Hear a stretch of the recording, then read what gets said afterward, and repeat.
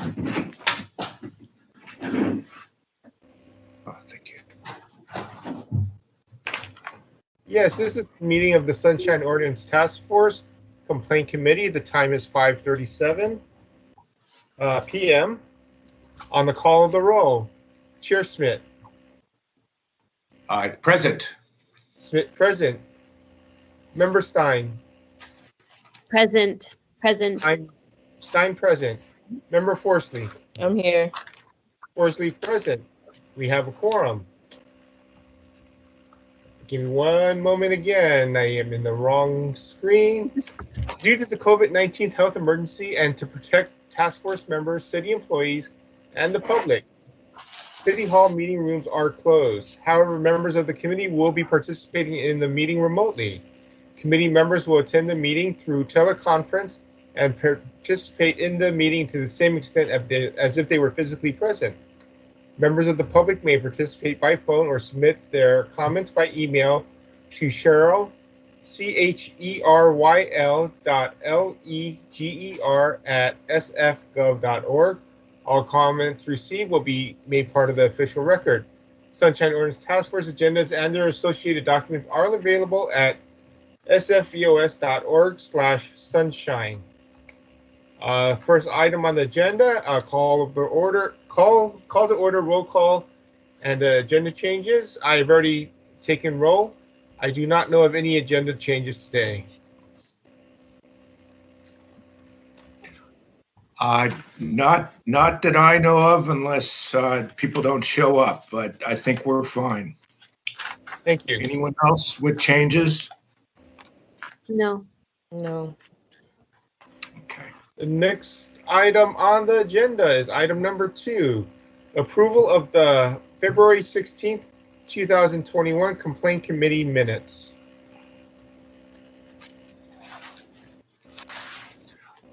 I have no remarks myself.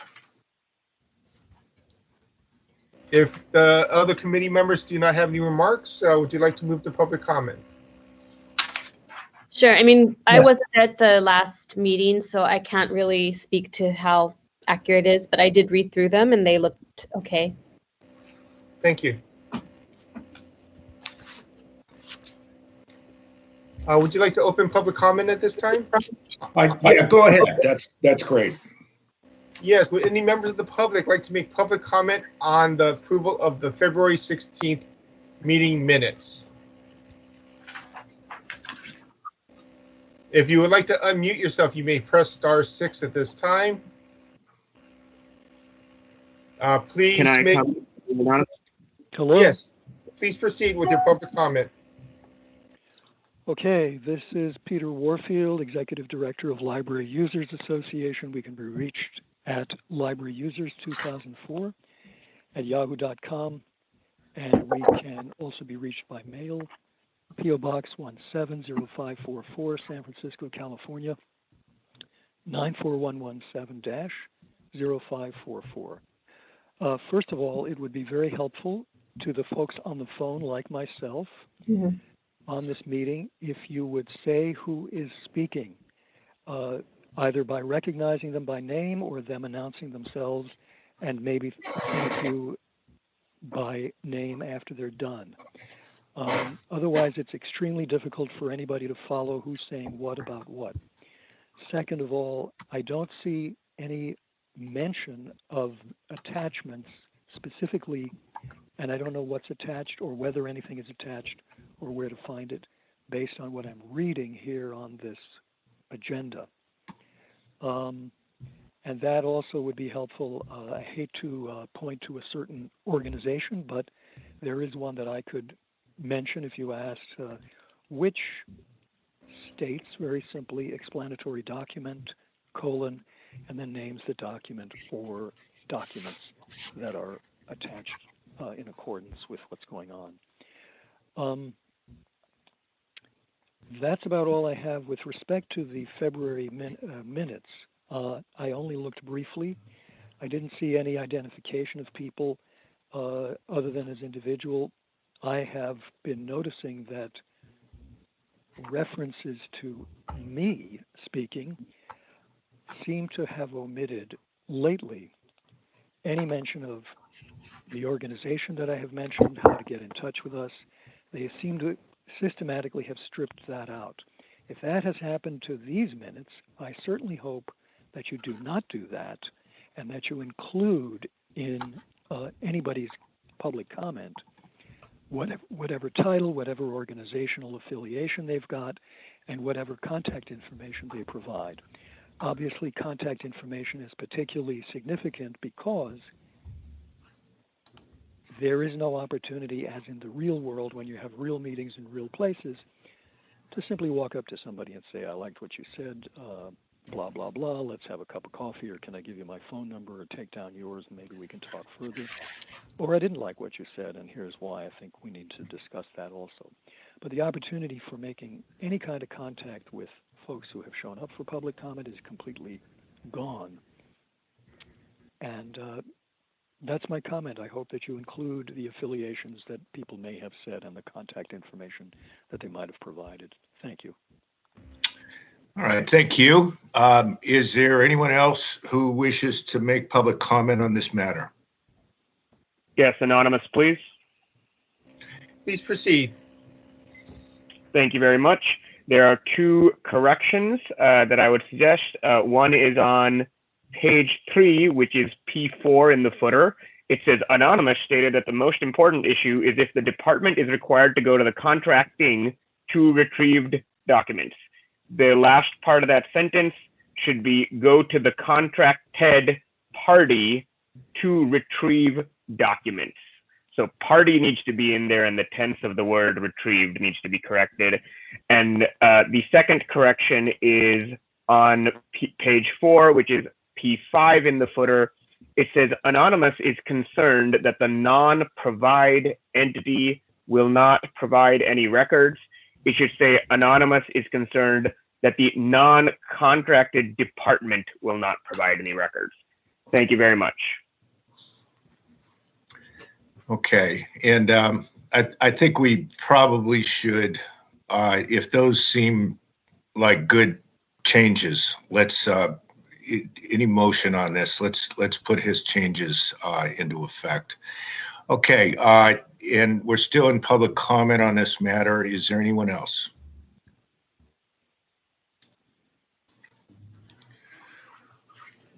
Okay, no further comment. Chair Schmidt, if I could just say something quickly. Oh, yeah. Hi, this is Cheryl. I've made a note of anonymous suggested changes, and I will take care of that in the morning. Great. Okay. All right. So no further public comment. Do we have a motion to approve the minutes as amended per the suggestions during public comment? I'll make the motion. This is Laura Stein. Okay.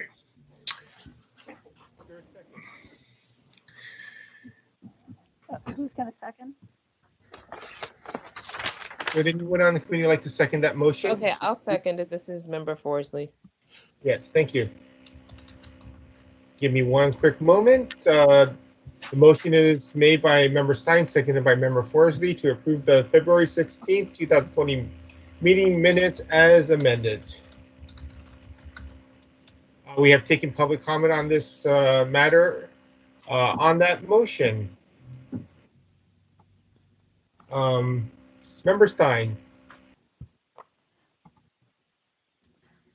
Sorry? On the motion, the vote. Oh, yeah. Aye. Stein, aye. Member Forsley. Aye. Forsley, aye. Chair Schmidt. Aye. Schmidt, aye. The matter is adopted without objection. Next on the agenda is item number 3, public comment. Members of the public may address the committee on matters that are within the committee's jurisdiction, but not on today's agenda. If any members of the public who would like to make public comment at this time, please state your name and I will recognize you. Yes, please. Peter Warfield. Okay, we have Peter Warfield for public comment at this time. Give me one moment. You may begin.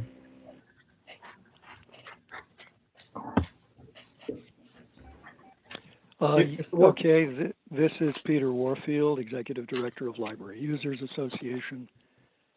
We can be reached at libraryusers2004@yahoo.com and by mail at P.O. Box 170544, San Francisco, California, 94117. So this is Sunshine Week, March 14th to 20th, and it's good to remember sunshine. I suppose everybody here has remembered sunshine. But I do think that there have been tremendous losses in openness of government in a whole range of ways, including ways that directly affect anybody who comes to the Sunshine Ordinance task force with a complaint or a potential complaint, and also does or presumably will affect how you operate. I've been asking for some time for the task force to prepare some kind of a paper or explanation, something, and perhaps as well to have a meeting regarding what the changes are that affect those people who are trying to get information or attend meetings and so on and so forth under Sunshine. And they have changed under a mayor's decree as well as a governor's. I was quite shocked when I looked at some of the details of the mayor's decree, and I thought, wow, that would certainly affect people's rights and their ability, or even whether they are going to bother to make complaints or what the nature of the complaints might be. There are some major changes, and I'm very disappointed. Maybe it's a question as well. Has there been anything, I've asked this before, has there been anything from the Sunshine Task Force to help clarify for the public what has changed and how it has changed and how it might affect how they operate or how they make complaints for that matter? The next thing is I was pretty surprised about next request. There seems to be a kind of cancerous growth of this spreading through city government. And from the perspective of an ordinary person who's making a request for information, particularly from a specific person, as far as I'm concerned, it is a disaster. You apparently get what looks like spam. It doesn't even come from who you sent it to, doesn't even come from a city agency. It looks like it's spam because it has whatever, city government on one side and then an email address that's completely unrelated to government. And then it addresses you as, hi there, no name, and it gives a number that it has created and so on and so forth. Completely not clear that it has anything to do with anything that you previously sent. There's a whole range of other issues that I think need to be addressed. Certainly, you guys need to look at what is going on, what people's rights are, and I think it violates grossly basic understanding of open government. Speaker time has elapsed. Thank you. I think we've run out of time, Mr. Warfield. Anyone else who wants to submit general public comment at this time? Hi. Anonymous. Can you hear me? Hello? Okay, Yeah. we have Anonymous, Yeah. and then I believe that after Anonymous, we can have Antrebo. Okay. Anonymous, May I please begin? proceed. Yes. Thank you. So I was actually going to make a few comments actually related to what Mr. Warfield just said. So normally when I make a records request to the city, I use various paid journalism tools. And when you're using those, next request is not a big deal. It actually works really well with tools but you have to pay for those tools. And when I tried more recently to make records requests just using an individual, email account, I can understand a lot of what Mr. Warfield said. It is a lot more confusing, and it is much harder to know even what they're responding to, or what records they're trying to give you, or even which department is responding to you at all. And so I have given feedback to Miss Linda Jarrell, who's in charge of the Department of Technology, who I believe manages those contracts with NextRequest. And I think this task force should also review NextRequest and give feedback to the parts of the city that manage that contract and can support that service. I was also going to inform you that my most recent conversation with Ms. Jarrell indicates that the final version, the production release of the metadata extraction and release tool, extraction and redaction tool should be available 4 weeks from last Friday. So that should be no longer in test, with training videos and all sorts ready to go for the city. So it's going to be pretty exciting to see a change that has been forced by this task force and a number of complaints for now a year and a half actually make, ideally, a sustained change in the in city government and how it releases records. Thank you very much.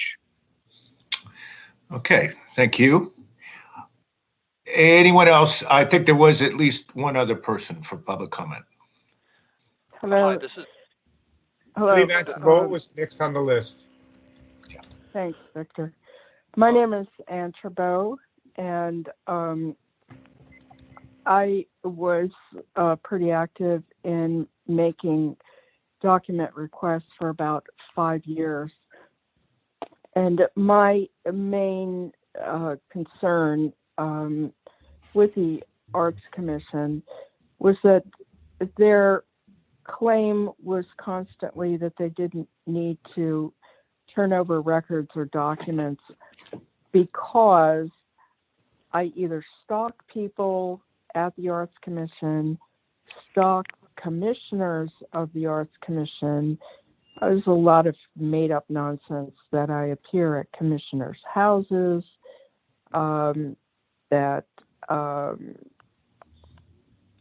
it even centered around I don't make the artwork that I was selling in the streets of San Francisco at that time. And I know that respondents can say whatever they want. This isn't a First Amendment right, but it's not an excuse for not turning over documents. And over a period of 5 years, listening to this constant barrage of made up scenarios as excuses from the Arts Commission, it really did begin to affect me, not directly when I was in the room in front of the task force, but later, in later days. And it was a type of abuse that I wouldn't really wish on any complainant. It is a terrible thing. It's a type of bullying, a type of trying to undermine a complainant, back them against a wall. And it was done by Kate Patterson, who may or may not speak in your first complaint tonight, who now works for the public library. And I just want this Kate Patterson to know that now, years later, it still has affected me. It was a clear and constant choice that she made to stand up in front of the task force and lie about things that I did not do. She never had any evidence of these so-called incidences, and I really wouldn't wish it on anybody. And I would hope that the task force realizes that a complaint has elapsed. Okay, all right, I'm done. Thank you. I believe we have one additional public speaker. Yes, sir. Thank you. Tom Borden, and I have a comment on the function, the way next request functions, in that the organization that is providing the information over next request has the option of making that information only available to the requester. And it would be much more useful if that information was always made available to anyone who wanted to search next request for that type of information. Mm-hmm. And I don't think there's no rationale for saying that the information should only be available to the requester. I mean, why do they want to hide it from everyone they can? That's my comment. Thank you. Okay, thank you. Anyone else for public comment?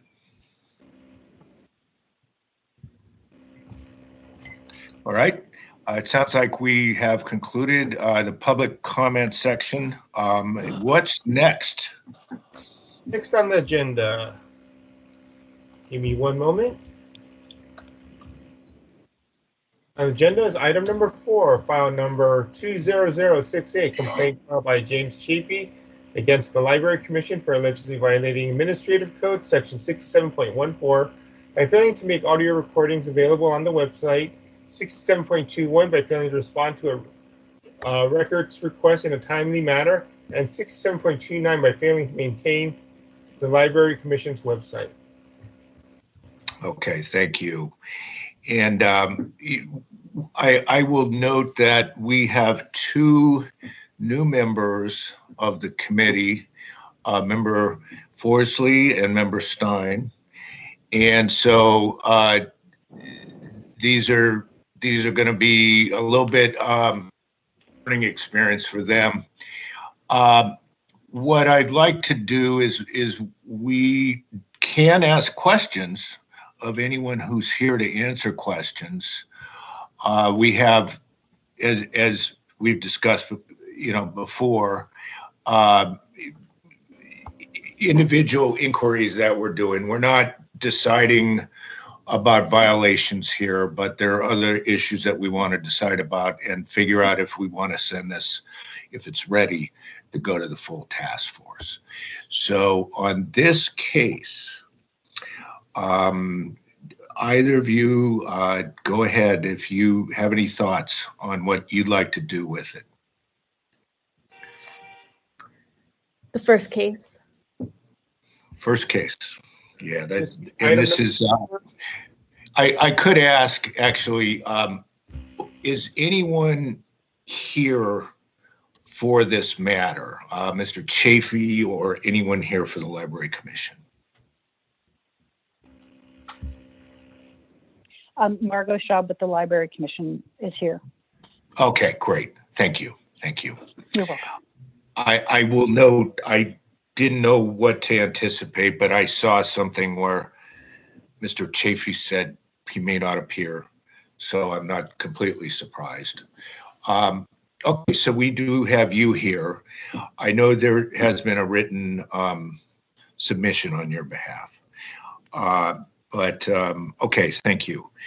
It sounds like Member Stein.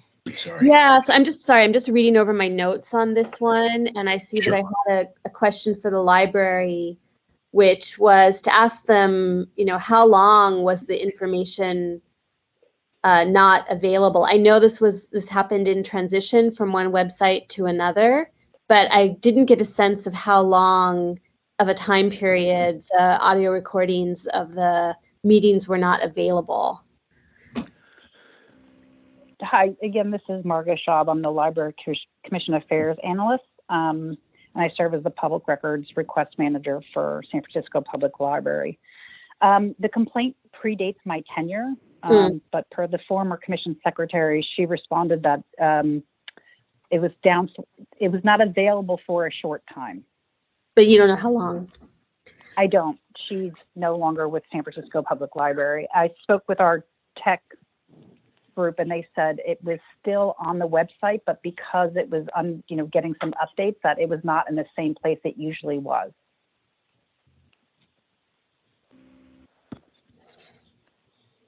Okay, because in my reading of it, I have notes on my reading of it, and it seemed like it was not there for a short while, and that to get it, they would have had to request from the commission itself or whatever office was to listen, to find the audio recordings or something. Yeah, her response. Okay, go ahead. Sorry. Go ahead. No, I'm going to just pull it up because I highlighted in the original document. What she said is that the recordings of the Library Commission are available in the Library Commission Secretary's office. Mm-hmm. And if Mr. Chafee had contacted her, she would have provided him with the CD of the meeting or directed him to our YouTube page for review. And again, we apologize and acknowledge that the audio was not available for him on our website, and the information is available on our website currently. Now. Yeah.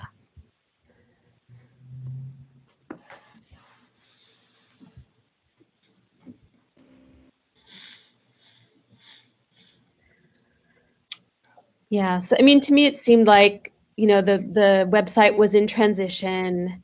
There was some period of time, which is unknown, that, it was not made available. It seems like clearly there was a sunshine violation during that brief period of time, but it's been corrected. So that's my reading of it, and I'm not sure, like, what we want to do about a temporary violation.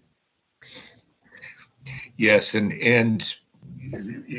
at least we might have a recommendation, but yeah, I agree with you. It sounds like they don't deny, that there was this brief period of time, but it does look like it's not something that's ongoing.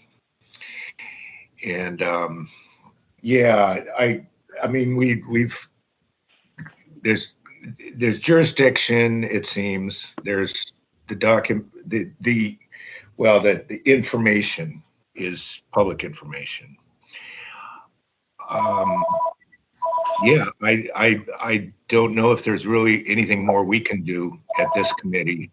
And I don't know, I'm pretty satisfied unless, well, maybe let me just check with the Library Commission.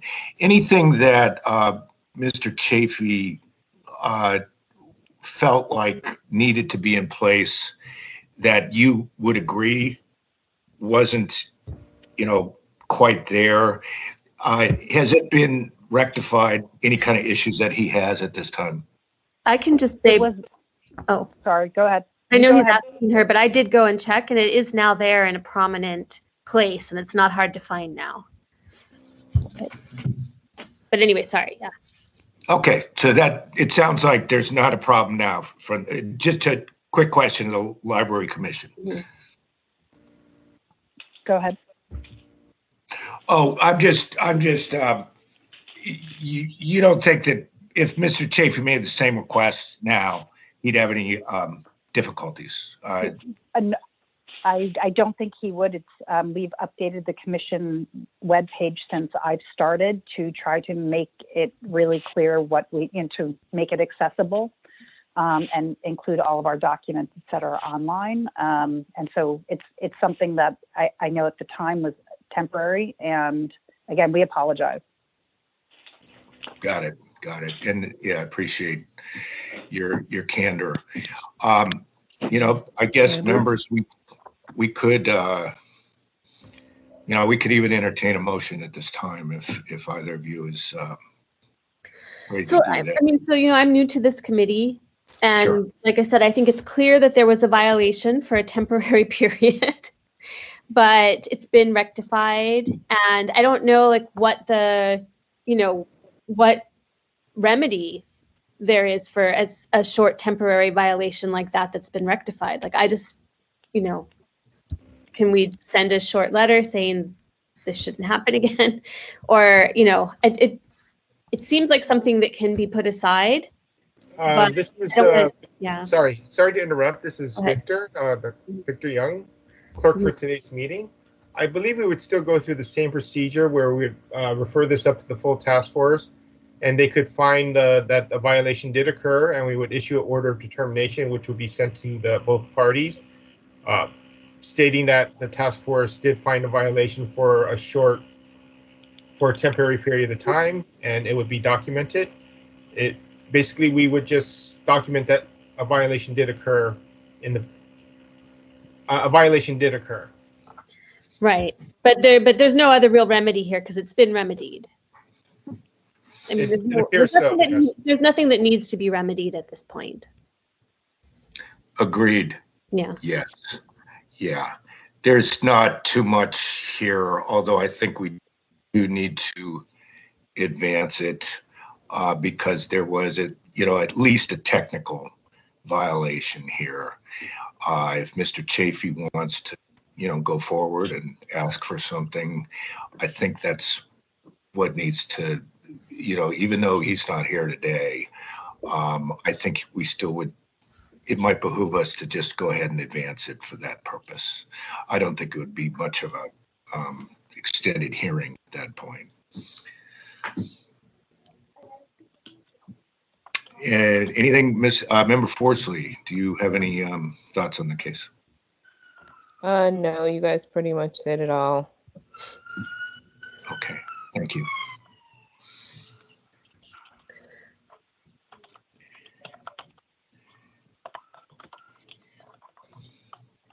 Would a member of the committee like to make a motion on this matter?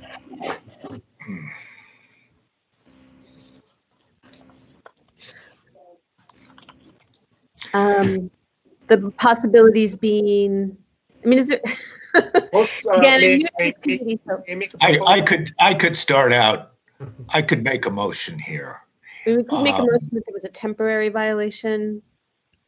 I'm gonna just say that I think we can report out to the task force what we think of the case at the time this does go forward. I don't know if we need to necessarily make a recommendation. So my motion would be that we simply find that there is public information here. These were, public meetings where the information is available, and that there is jurisdiction, and we send this to the task force. Okay. And there's no way if anyone wants to amend, please. What? Oh, go ahead and speak. If you have something else that you want to add to the motion, I'm fine with that. Yeah, I mean, since I haven't done this before, I don't know if that's just the only real appropriate thing to put forward, or if there's some way we can just append that we think it was a temporary violation while the website was in. I mean, just something to give them a little clue that this is not something that in which this is not something which has not already been remedied. I don't know. The task force will. This is Victor, clerk for today's meeting. The minutes for today's meeting with that explanation and will be provided to the task force. Okay. And I believe that Chair Smith will also provide a short explanation before the task force hears the matter. I believe I have a motion made to find that the task force has jurisdiction, the records are public, and to refer the matter to the full SOTF for hearing. You could send this with a recommendation, or you don't need to. We just leave it as is. Normally, the committees do not send it up with recommendation. Yeah, my motion, and I'm open to having some type of recommendation, but on this one, I think it's very clear cut. Okay. Certainly can convey that it looks like there was a temporary violation to us, and then it'll get reviewed at that level, and there's a good chance they'll see the same thing. But my motion, I'm going to keep mine, at least, unless someone wants to amend my motion, just to the two basic A and B, jurisdiction and public information. Okay, I'll second it then. One moment. Public comment? Yes, please. Can you hear me? One moment, please. Can you hear me? Give me a moment, please. We can hear you. Yeah. Thank you. Peter, I want to go first. Okay, we have the motion made by Chair Smith. Sorry, I missed who made the second. Laura Stein. Seconded by Member Stein to find the task force has jurisdiction, the records are public, and to refer the matter to the task force for hearing. We have public comment on this matter at this time. I believe that I heard Mr. Warfield wanted to make comment at this time. I do also, Ann Trabeau.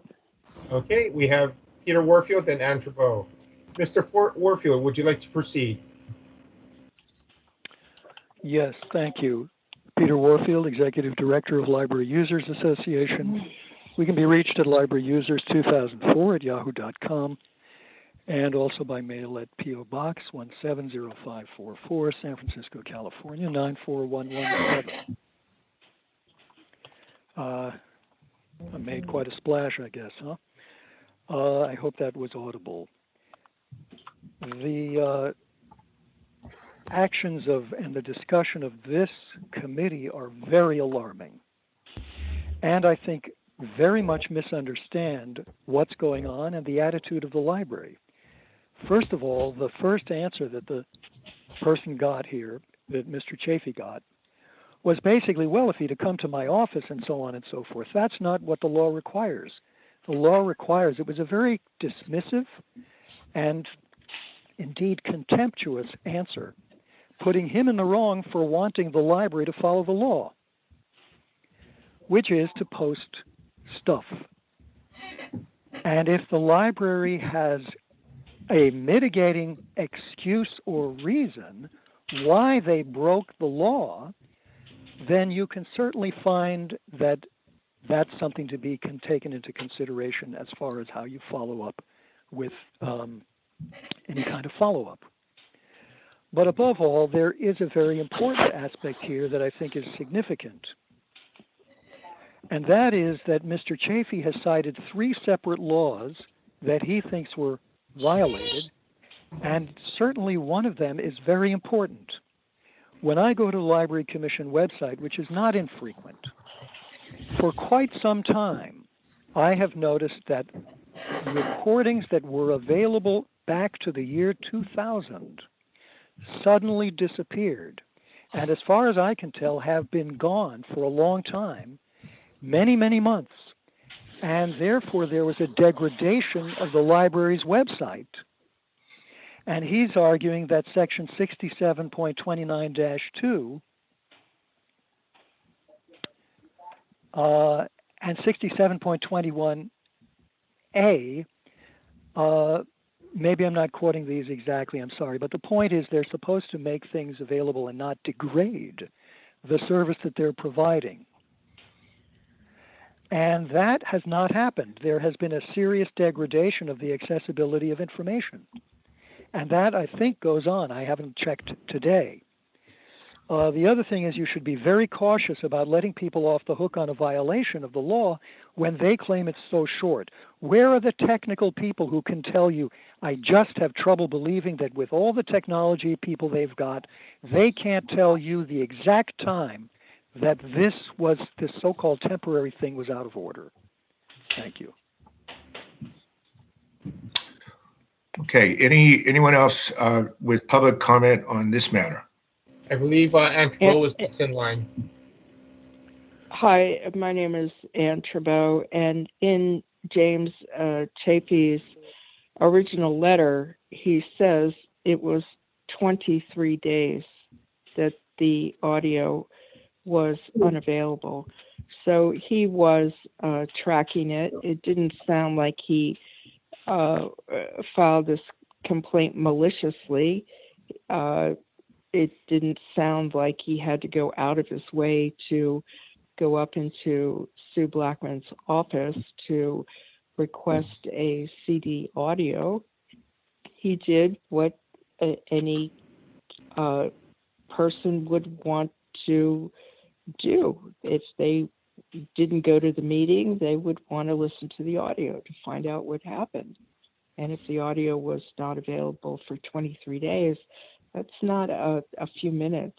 That's almost a month, where people were not knowing what took place at that meeting. So it's something that should not be taken lightly. I can speak to the Arts Commission that had almost 5 years of audio that was not on their website. And I found that completely shocking because they're giving grants, they're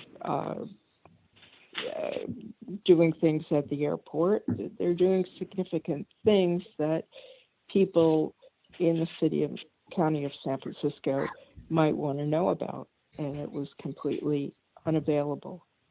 So the burden isn't on the complainant to go hunting around or up into the public library 5th floor to see if there are any audio files there either.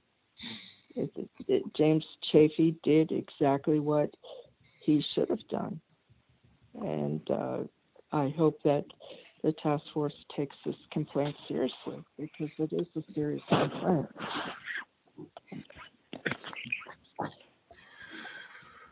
Okay, thank you. Anyone else with public comment on this matter? Anonymous, please. Yes. You can proceed. Thank you. This is Anonymous. I think, I agree with the comment that as far as evidence has been presented to the committee, the only evidence is the 23 days assertion by the complainant, since apparently the respondent doesn't know how long it is. So unless there's some evidence that the complainant is wrong, I think he should be taken at his word. But it seems like the committee, I am not really understanding what the committee would do otherwise. It seems like the committee is doing exactly what it should do, which is to find jurisdiction and send it to the full task force. The only thing I would note about remedies is, and Member Schmidt brought this up in some of my cases that are not about did you disclose a record.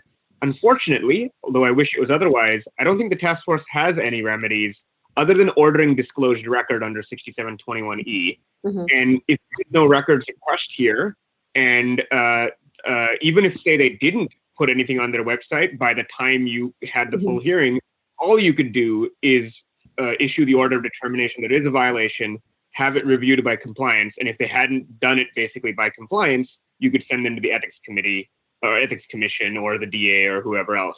But sadly, other than ordering a record disclosed, things like go put this on your website or go record this in your Prop G calendar, unfortunately, there doesn't appear to be any authority for the task force to do anything like that. That's it. Thank you. All right. Thank you. Any further public comment on this matter? Okay. No, it sounds like we've concluded that. Let's go ahead with a vote, Victor. Yes, on that motion, Member Forsley. Aye. Forsley, aye. Member Stein. Aye. Stein, aye. Chair Schmidt. Aye. Schmidt, aye. The motion passes without objection. Give me one moment, please.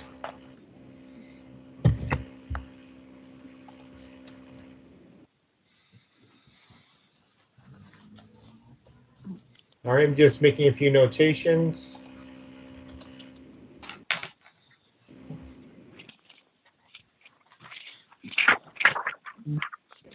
On the agenda is item number 5, file number 20073, complaint filed by Judd Butcher, sorry for that pronunciation, against the Department of Public Health for allegedly violating Administrative Code, Section 67.25 by failing to respond to an immediate disclosure request in a timely and/or complete manner. Okay. And Victor, it might be, although we'll ask him if he's here, I think it might be Bushler, but that's because I remember knowing about someone else with the same name. Members, I'm going to ask, is Mr. Bushler here on the phone? If you are muted, you may press *6 to unmute your line.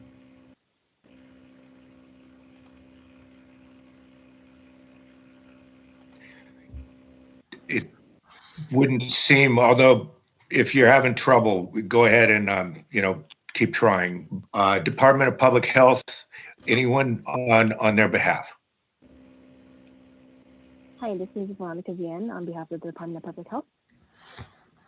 Okay, great. Okay, so it looks like maybe we do have one of the parties here for any kind of questions. So I'll open it up. Members, any comments, questions of the witness?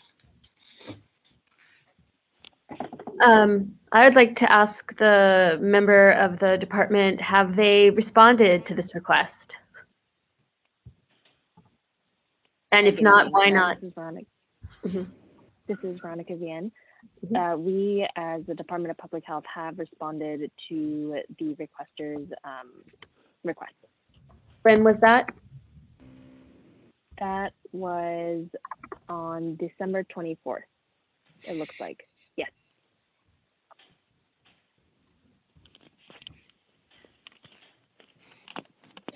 Okay. And do you have any idea why it took 8 months or longer for them to get a response? I do not believe, I'm not familiar if it took 8 months. I see that in our tracker that we received this in, let's see.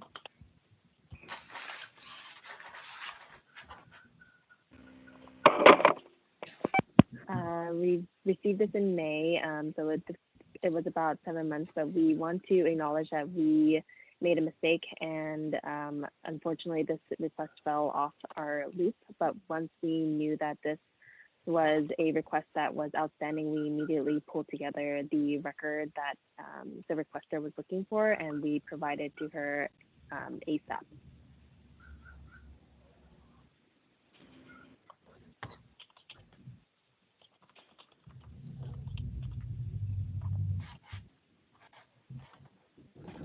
This is Member Forsley. In the interest of time, I would say that I believe that we would have jurisdiction over this. And then also, obviously, 8 months later, that that I'm assuming from when I've read, the records are public, so I'm not sure if there's a lot of discussion to be had, since we're not making a recommendation. Yeah. Okay. If you, I do have a couple of questions for the witness, but I'm generally in agreement with that. Let me go ahead with those right now. The December 24th response, could you describe how many documents did you produce? In response to the requester's request, we produced one document. One document. Okay. Correct. And is it your understanding that that was a full response and it included everything that was responsive to the request? That is correct. We received 2 PRA requests from this requester. So in response to her first request, we responded accordingly. And so with the second request that she came across, that was also fully responsive as well. Okay. And, I don't know, and if anyone saw that document in our... No. We have. Okay, thank you. I was wondering, what I was going to ask about is if anyone's ever, I'll ask the witness first, the tweets that are referred to in the request, I didn't see that. Is that something that you've seen yourself?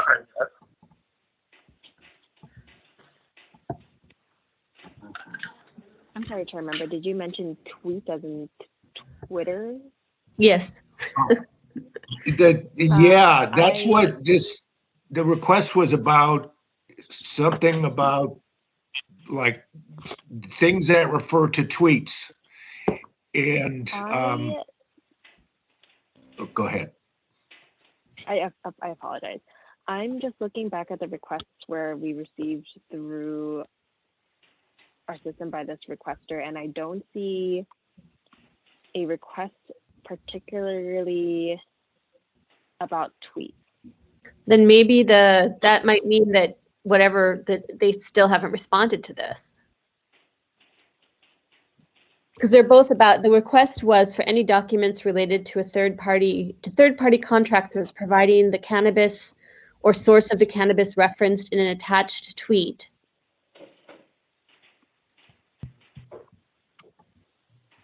For the other 2 requests that we have received, they are regarding to the same source of cannabis that she should be referring to. And so I understand that I am aware what she is referring to in terms of kind of the cannabis documents that she wants to look for, which is the documents that we provided. Okay. And this is member Forsley. I could be a little confused, but the person requesting, it's a male, I'm assuming, and you're saying she. Is there a particular person that you're referring to in terms of who's requesting the documents? And then again, I would just assert that I do believe we have jurisdiction, and since we're not generally talking about like what we'll be talking about at the full board, I mean, it seems like we would suggest that it moved forward and yeah.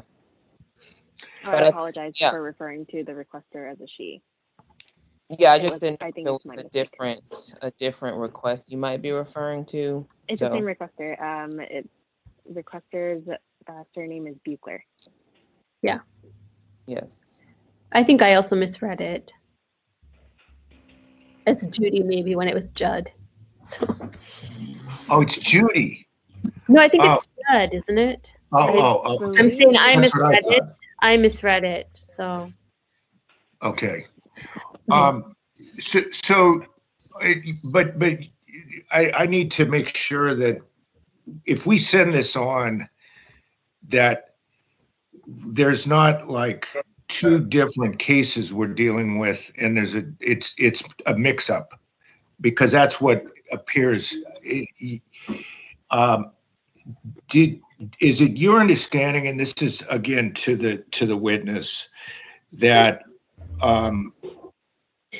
you haven't seen anything that is in the form of tweets which are referred to in the document request, which is before us today? I am looking at the meeting agenda and I do not see the request that we are particularly referring to. However, I am aware that this same requester has submitted PRA requests through our next request system for documents related to cannabis. Do you know what provided to this one? Looks like it's May 20th. May I ask for the one that the requester is referring to in the document that you're referring to? It says request was forwarded to you on May 20th or 21st. But when was the original request? Let's see.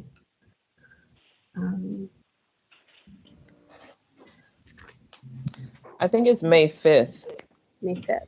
2020. This is member Forsley. Yeah, it looks like this is the original request, and there was some back and forth about whether he had to do it through next request or not. But yeah, these documents don't have anything about what was provided or yeah. Okay. And I will say in the response, I can't remember who it was from at SFDPH, they said they were going to forward it to Ms. Vienne on May 21st. And yeah, and the original request was May 5th. But you're looking at something that came through next request on May 20th? It looks like over here, the requester submitted a PRE request to our system on May 20th. And the request states, number one, any and all documents related to third-party contractors providing cannabis and or to the source of cannabis provided to homeless people in San Francisco through any program which DPH is involved in. And then there's also an item number 2 as well. I'm going to ask request, it sounds like. If Victor or Cheryl, if you can give us any insight on what seems like there's a discrepancy here in the requests and which requests we're dealing with. I will defer to Cheryl. I'm just looking through the documents myself at this time. Can I just say too, I don't think there is a discrepancy. I mean, if you look at the wording of what was requested originally, it's the same 2 items, and then it just has a clause, a sort of a dependent clause saying which SFDPH confirmed in the corresponding responsive attached tweet. So it's just saying, I want evidence of this thing that I see referred to in the tweet, and this thing I want information about it, and this thing I want is third-party contractors and sources of funding. Okay. So I think it is the same. Okay.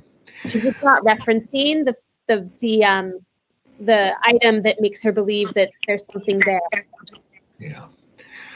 All right. Well, I think I'm, except for one thing, I'm pretty much ready. If Member Forsley or if you want, Member Stein want to make a motion on this, but I want to make sure that we get a copy of these tweets or the tweet or whatever before the board, before this thing goes before the board, because there may be something about the tweet which would provide, you know, it may weigh on the merits of the case.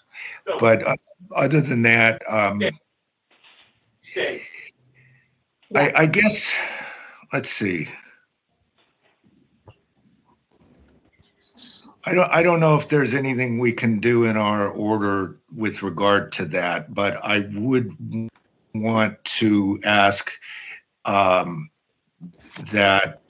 and I direct this to Victor or Cheryl, is there a way that we can ensure that this doesn't show up before the task force without getting what looks like, or maybe a couple pages of documents?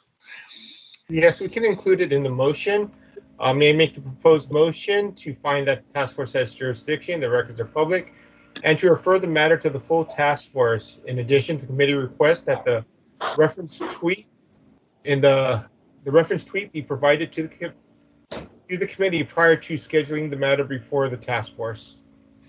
And who would follow up with the complainant to make sure he submits that we would follow up and try to get a copy of the tweet.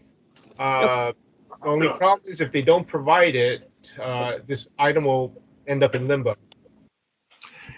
Well, if there's good faith, you know, if we make a reasonable effort to, you know, to get it, and they just don't want to give it, then we go forward, I think.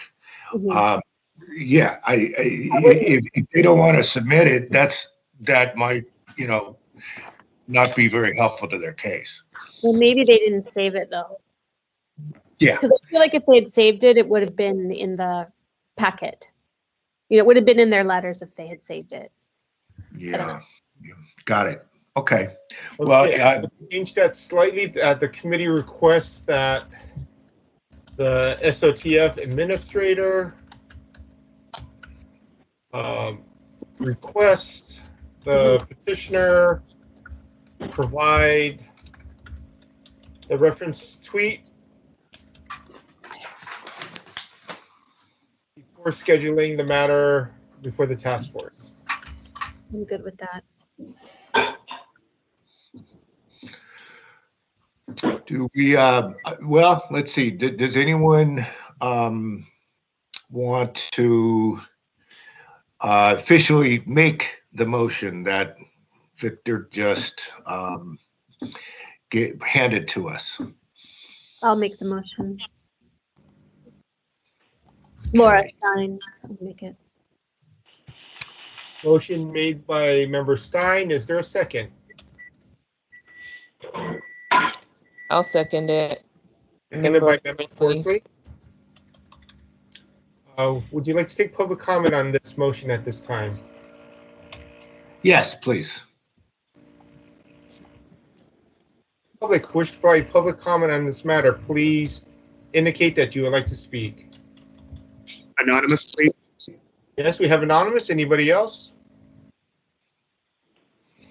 We have one public commenter so far. Anonymous, you may proceed with your public comment. Thank you very much. And I did want to say, I think, thank you to Mr. Young for kind of keeping things on the rail and structuring a motion. It's super helpful. So thank you to the clerk.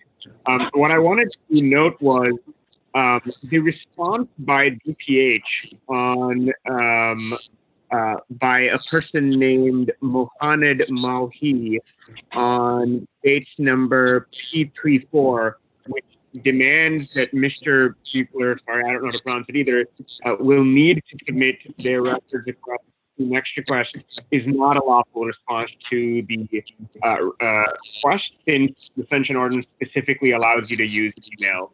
And so the May 5th should be the date that's used, even if, as often happens, department staff copied it in the next request on May 20th. The date that it was emailed is all that matters. And it should be all that matters when this goes before the full task force. I'd also like to say that the DPH says, well, they just didn't respond until they saw it, at some point later. I experienced last year many months where they would just completely ignore requests. So I think there is possibly a pattern of DPH doing that, and it's not just, oh, we forgot this one request. Thank you very much. Okay, thank you. Is there anyone else for public comment on this matter? All right, let's go ahead and have a vote. Yes, on that motion, Member Stein. Aye. Stein, aye. Member Forsley. Aye. Forsley, aye. Chair Schmidt. Aye. Schmidt, aye. The motion passes without objection. Give me one moment. I just want to note a quick note. Chair Schmidt, I have a question for you, though. Yeah, please. On this matter of the DPH asking for, a particular kind of, request form when the law does not specify that any particular form has to be used, is there something we can do as the task force, like send them a letter or in some way follow up and make sure they know that requests can't be limited by having to come through a certain channel? Well, I think that's a very good question, and I know that kind of thing does often occur where some agency is going to take the stance that you have to only use this or you only use that, and somebody's got to tell them that you can't do it that way. I do know that I've heard about the contacts made by our the clerks, Victor, Cheryl, by the chair Wolf, to various people about this kind of thing. It might be that it's something that could be a little more of a educational, universal type of thing, and it could be more emphasized to people because it does seem like it's a pretty common misunderstanding. I wonder if we can ask Ms. Vien, as the PIO of the DPH, if she can send out a memo or something to the relevant people, other managers at that agency, to let them know that requests need to be received in any form.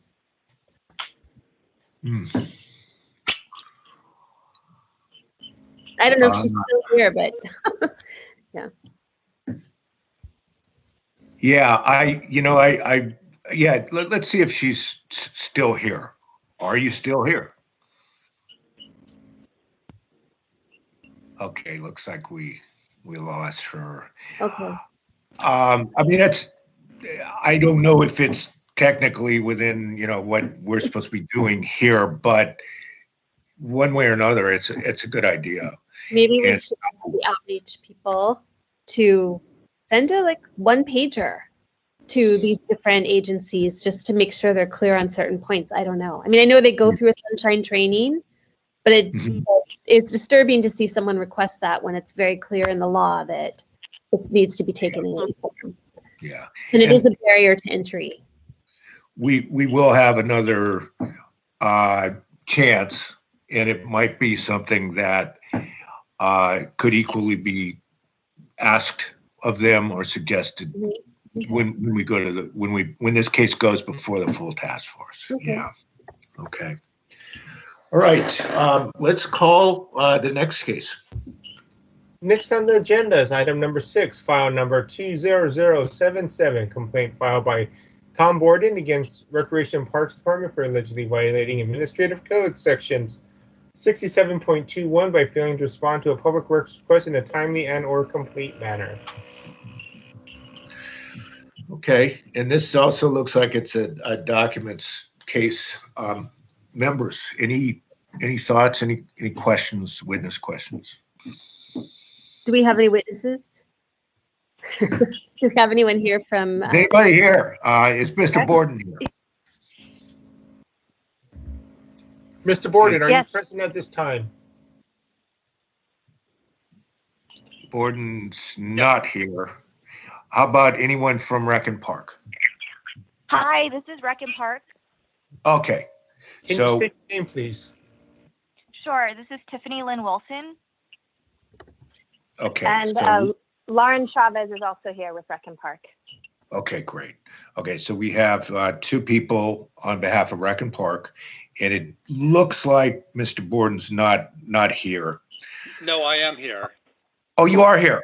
Tom I'm Borden sorry. is here. Thank you. I may not have heard you. Okay, great. Okay, so back to us. Ms., Yeah. Member Stein.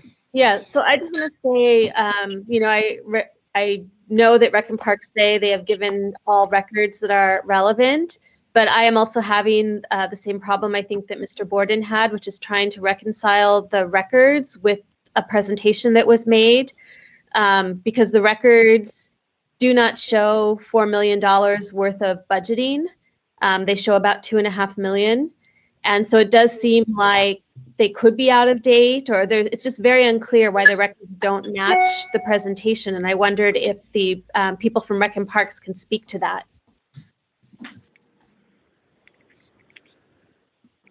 Lauren, do you want to go ahead? This is Lauren Chavez. I'm the project manager for the McLaren Trails Improvement Project. And the spreadsheet that was shared, Mr. Borden requested a trail log and the associated costs, and that's what we shared. That document was from a previous project.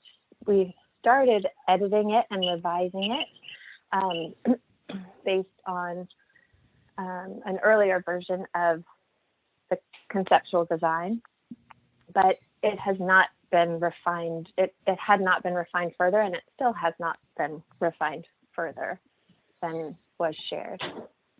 So it is an incomplete document, but it is what we have, and in terms of documenting the construction cost of the project.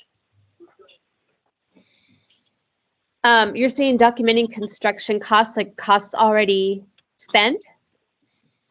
No, projected, an estimate of construction costs. So then can you explain to me, there was a presentation made in which there was a slide that talked about the cost being $4 million, what the other $1.5 million is, and where the records of that are?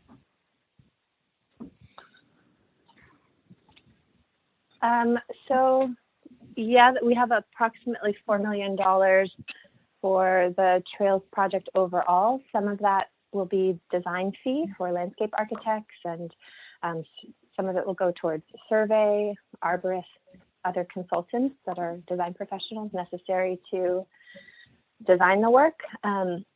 Also, fees and inspections and whatnot.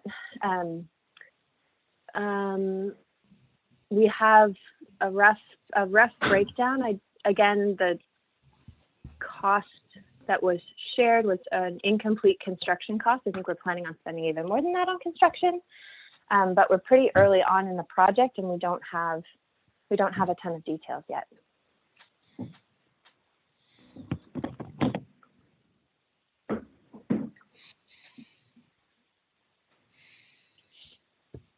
I'm just looking for, and Mr. Borden is here too. What was your original, what were you asking for specifically? I'm just trying to find it in the documents.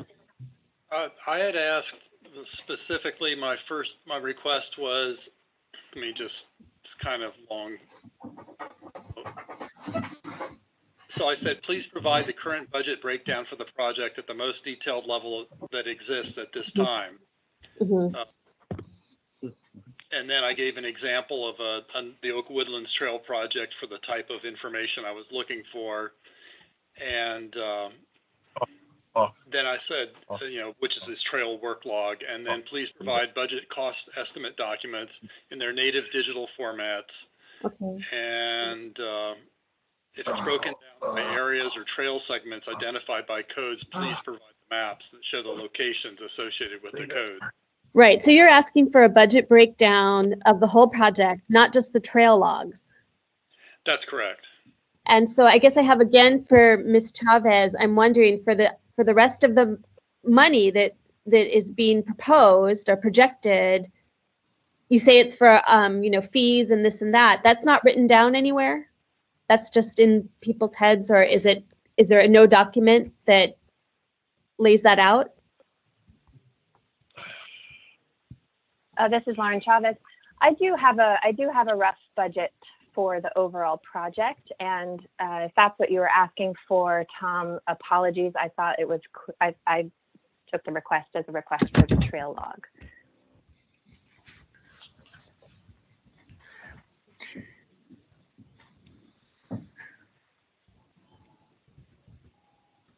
It sounds like that document that maybe is now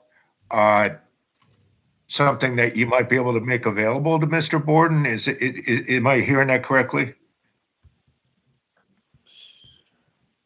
Yeah, if he wants the rough budget numbers for the total budget, yes, I can provide that. Okay, could you, and again, this is Chair Schmidt, just since we're here, could you describe what that document is like? Is it a multi-page document? What kind of format it is? Just so he knows what he's still going to be getting. Yeah, it is I have a spreadsheet that fits within like a legal size paper, I would say. Okay, between a thank letter you. and a legal sheet. Yeah. Mr. Borden, is that a document that you would feel would be of interest to you in receiving? Hi, yes, this is Tom. Yeah, of course I would be interested in that, but also missing are... one moment, please. Can we ask that anybody in the background mute their line if they're not speaking? We're getting a lot of background noise. I'm sorry, Mr. Borden. These I am going to go ahead. these are hard to do. I accidentally mute you. Please press *6 to unmute yourself. Well, they seem to have stopped. Please proceed. Okay. So there's also missing is one of there are 4 major project areas or priority areas within this project, and one of them, no map was provided, and I asked for it again, and it still wasn't provided, and it's obviously integral to creating this cost estimate, this trail log, and they have numbers in the spreadsheet, but there's no map that goes with it, and they claim they don't have that map, but obviously it exists. Okay, I'm going to give this back to you, Member Stein. I know you were. Oh no, I guess I want to know from Lauren Chavez. Can you speak to that, the existence of that map? Yeah. Lauren, so again, University Hill.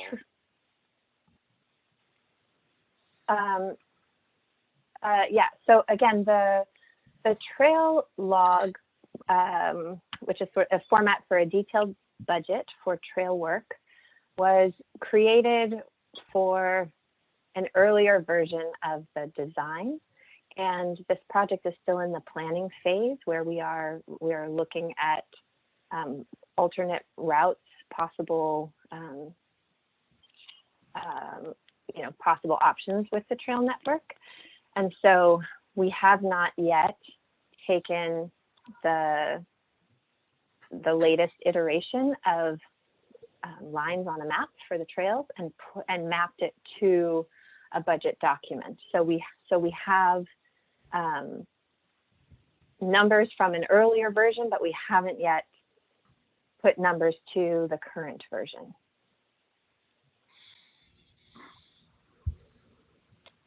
I don't have anything else to give you, Tom. I'm happy to share it when we do.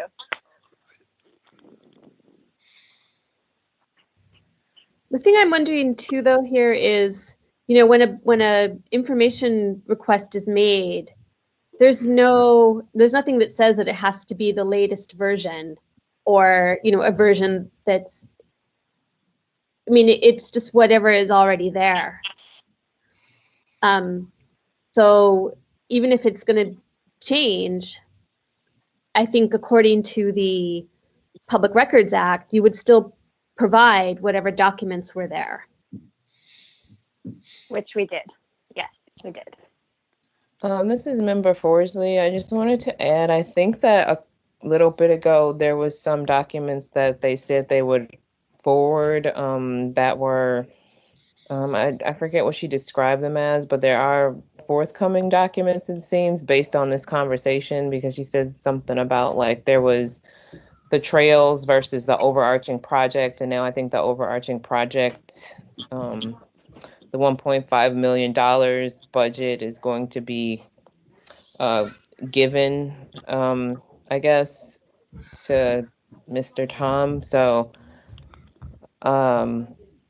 it's obviously it's a budget, so it's in progress. It sounds like it's in the, from what it sounds like, the beginning stages or the kind of early stages. Maybe it's not, but I do think, well, we obviously have jurisdiction, and then also, as there are more documents being forwarded, they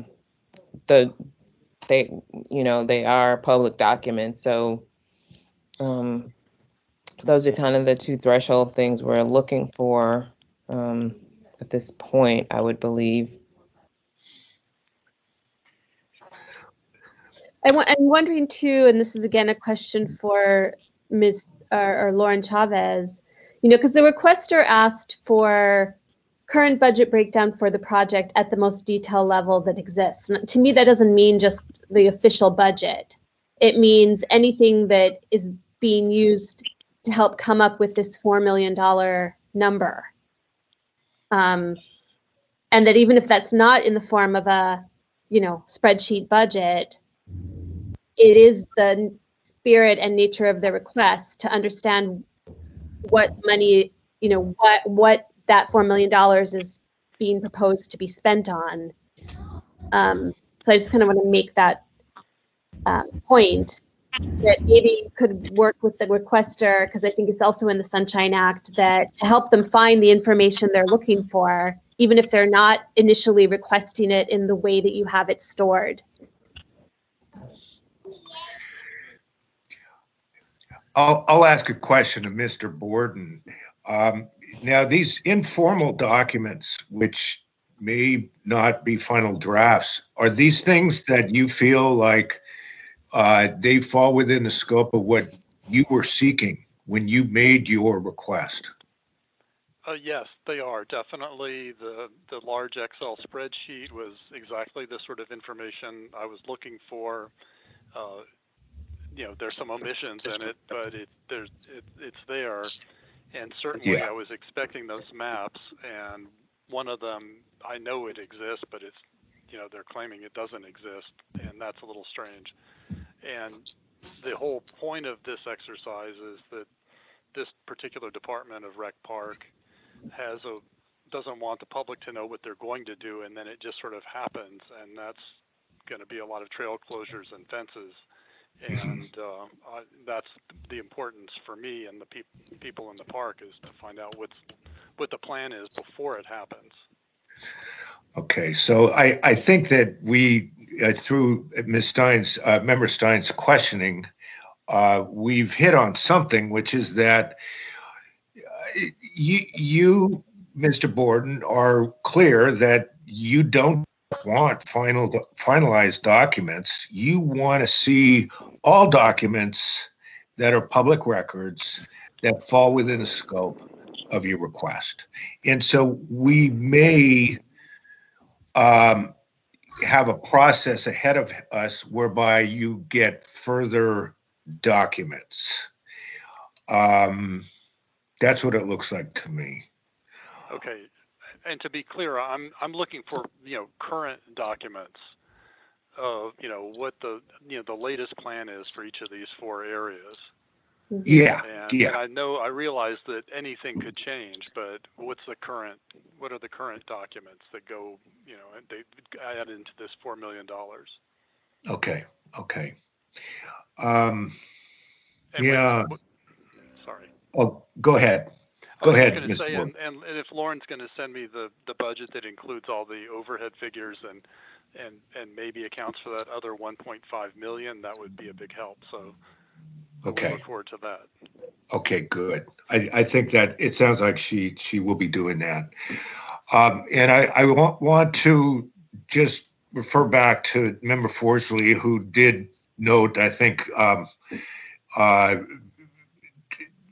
accurately, that it does look like this is a case where the two primary sort of threshold issues are met: jurisdiction. These are public records. Know if we want to think about any other issues here, other than something. We have found something out about these documents, but I guess unless someone has questions, further questions, we might want to entertain a motion. Well, I just have one other question. I'm sorry. I see in my notes that apparently also this was an IDR that was then treated as a regular request without any reason given, and I'm wondering if anyone from the Parks Department Recreation and Parks wants to talk about why it was not treated as an IDR, as an immediate document request. Hi, this is Tiffany from Rec and Park. Hello? Hi. Go ahead. Yeah. Oh, okay. So as far as it being an immediate sunshine request, we were in the middle of the pandemic. We had just started. We were going through looking for documents. A lot of us had literally just been uprooted from our offices and told to go home and work from home. So that was at the beginning of this. And we were looking for documents. We, again, provided everything that we had. It did take a little bit of time to get the documents, but that's we provided them as soon as we had them. So They were submitted on. It was submitted on May 23rd. Yeah. Okay.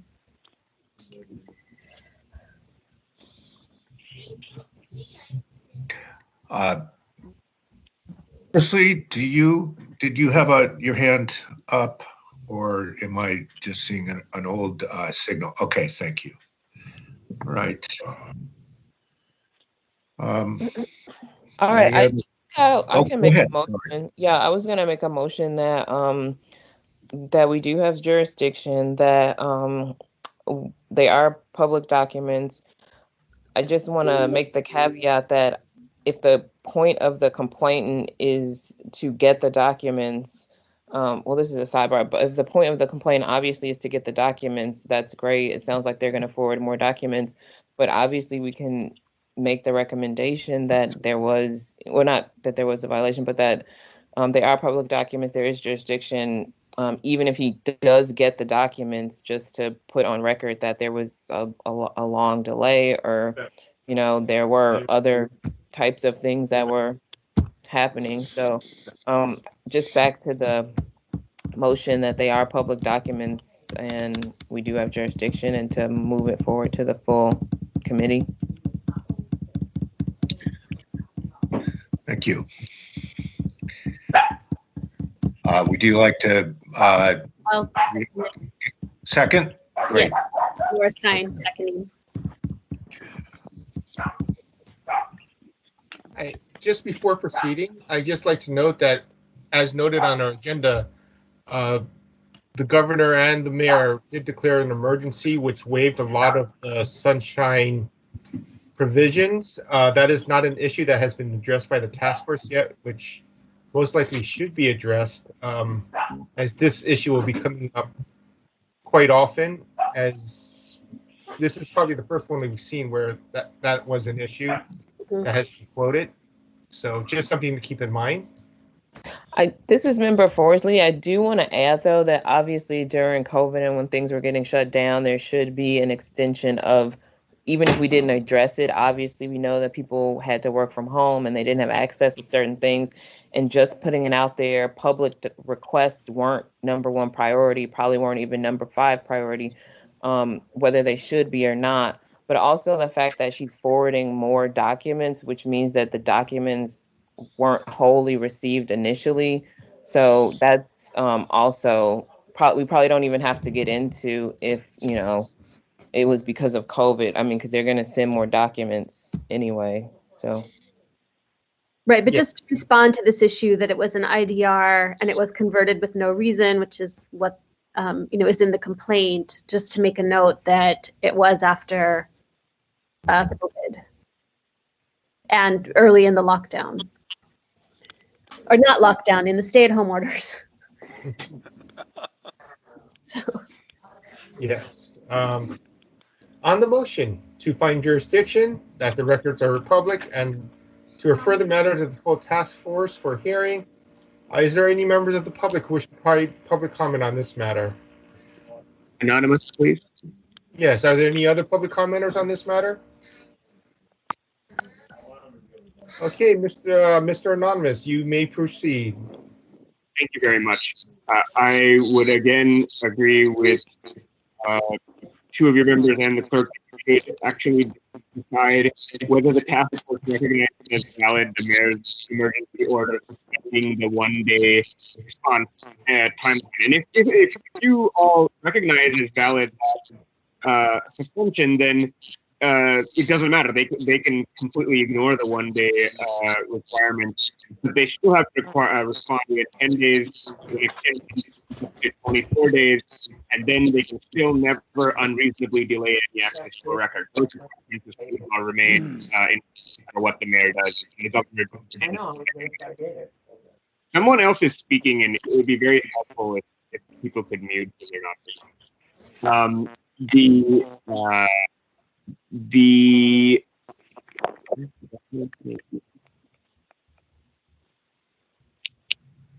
Never mind. I forgot what I was going to say. Thank you. Thank you. Are there any other members of the public who wish to provide public comment? Yes, please. Please proceed. Can you give me 30 seconds notice, please? Okay. Okay, I'm starting. This is Peter Warfield, Executive Director of Library Users Association. We can be reached at libraryusers2004@yahoo.com. Excuse me, and also by mail at P.O. Box 170544, San Francisco, California 94117-0544. We are not a party to this complaint and are not familiar with it other than through some of the discussion that has occurred here. So the first thing to be said is there are very specific deadlines for document production, and they are specified in the state law, which to my knowledge hasn't been changed, and which I've seen in other contexts being referred to.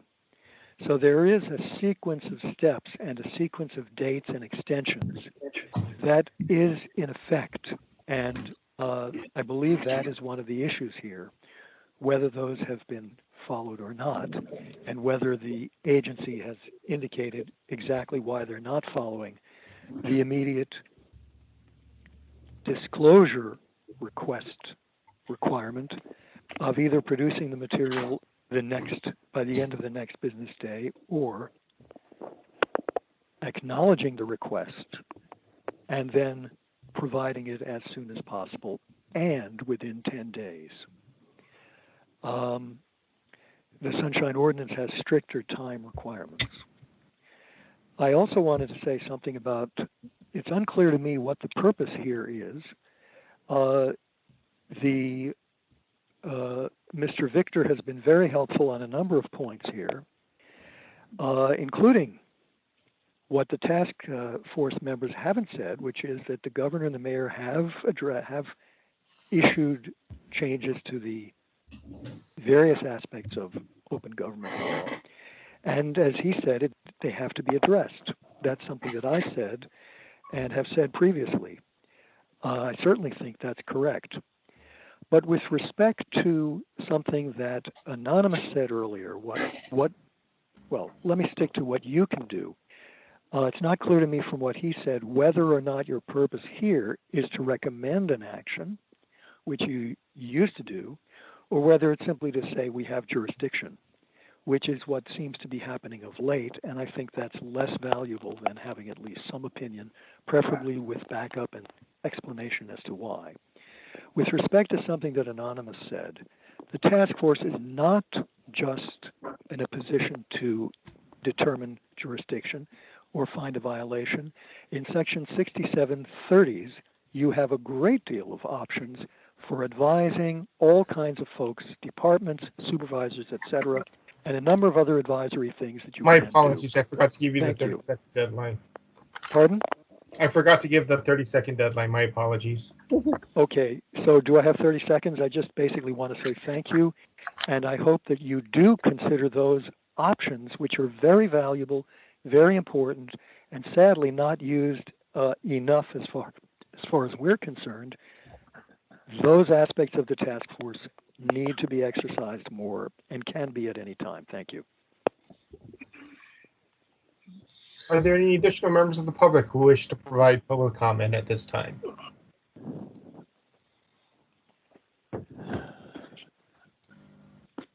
Hearing no response, I believe public comment is closed.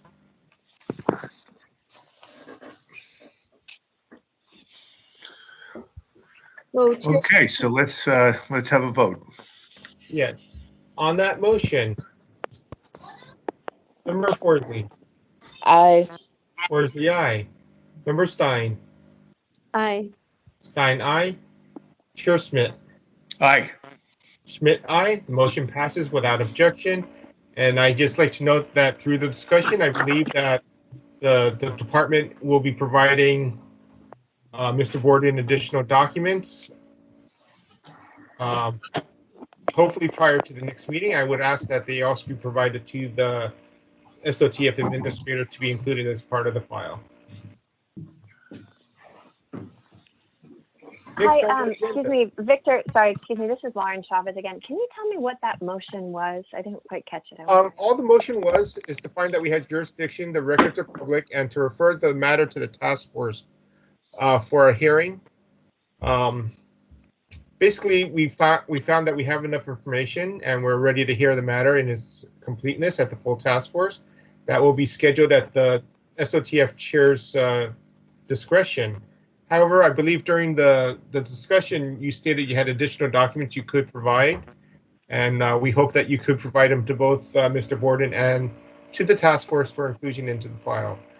Does that answer your question? Or do you have additional questions?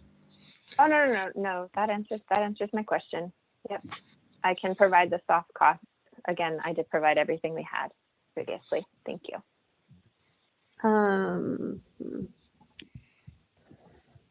Well, just to be clear, because I think, when we spoke earlier, you said you did have documents that were a rough estimation of costs in human services and whatnot that make up that other $1.5 million. So that is the documents that we're talking about. I mean, as well as that's the spreadsheet that I will provide to the town board. Yeah. Okay.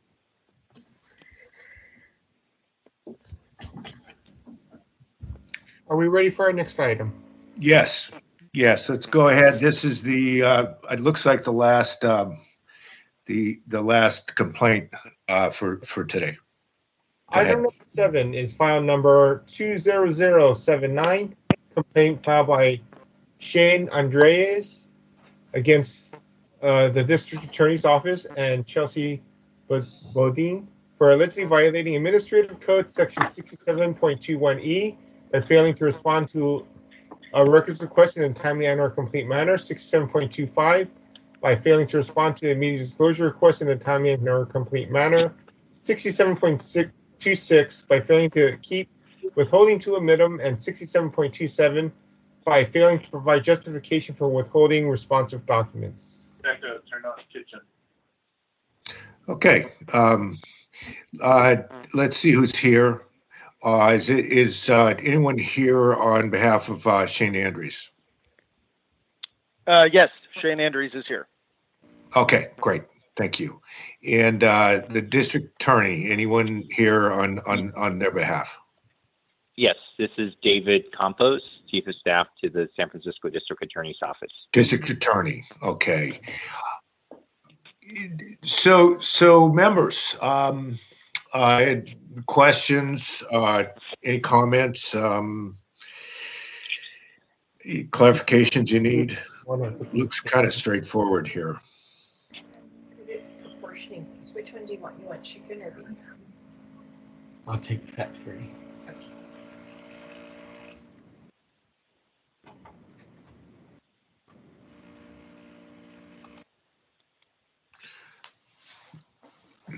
Okay. Well, Sorry, let's see. Schmidt, I think I do have one question. I'm just looking through my notes. Oh, sure. The original letter from the DA said that they invoked an extension on the original request because they were consulting with another agency that that they thought might have a substantial interest in the request determination. From my reading of the Sunshine Ordinance, I thought that normally you could have an extension if you didn't have the records or if you had to consult with another agency that might have the records that you wanted to look at. So I'm wondering if the DA's office representative can give us some more details about the extension that was requested, who had to be consulted with, so, what the nature of that consultation was. Thank you very much. Again, good evening, commissioners. My name is David Campos, and I'm the Chief of Staff to the San Francisco District Attorney's Office. We did include an extension, and what we were doing was actually checking with the San Francisco City Attorney's Office. As you can see from the record, the information that was requested after a careful review of the documents, we identified 5 pieces of correspondence, emails, that were all between the District Attorney's Office and the City Attorney's Office. So we had to consult with them on whether or not there was a privilege that applied. So that's why the extension was given, so that we can consult with this other agency, the City Attorney's Office. Thanks.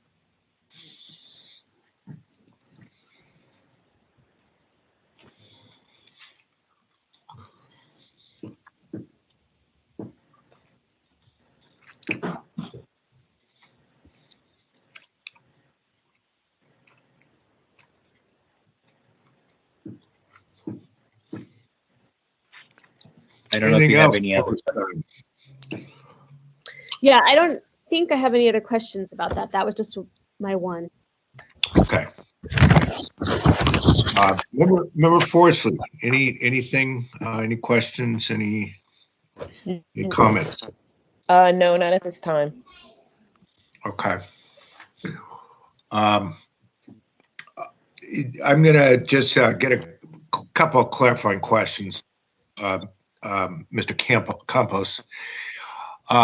So, am I correct that it was determined that there were 5 pages that were potentially responsive in total, but that all of them would not be produced due to the attorney-client privilege?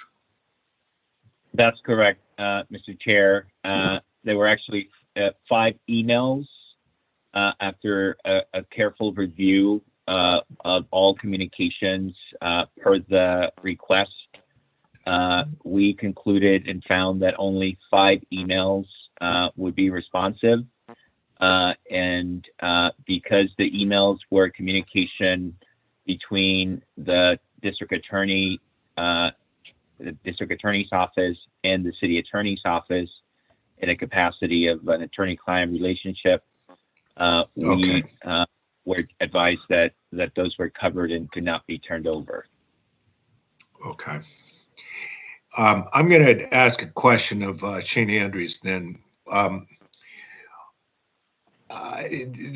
Do you know of anything other than those 5 pages that are even at issue anymore in terms of this request? Do you have any sense that there's other documentation that you think is still outstanding? Anything that you know of?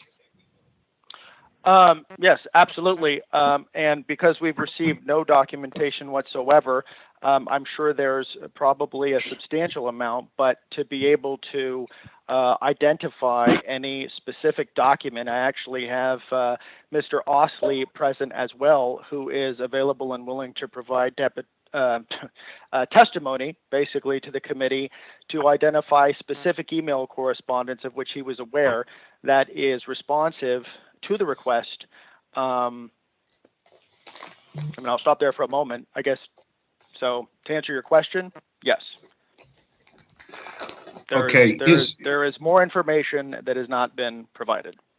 Is it your understanding that Mr. Osley can describe specific documents that it would give detail than has been already given in terms of submitting requests to the district attorney? If I understand your question correctly, what I can say is he can provide specific detail as to at least one responsive document that should have been produced, and that I think the identification of which and the district attorney's failure to produce is relevant to the specific complaints I'm making in this sunshine complaint in terms of violating the rule of keeping withholding to a minimum and not providing any justification for the withholding. Okay, that document, what's the, could you tell me what that document is, the date of the document, who sent it to whom, et cetera?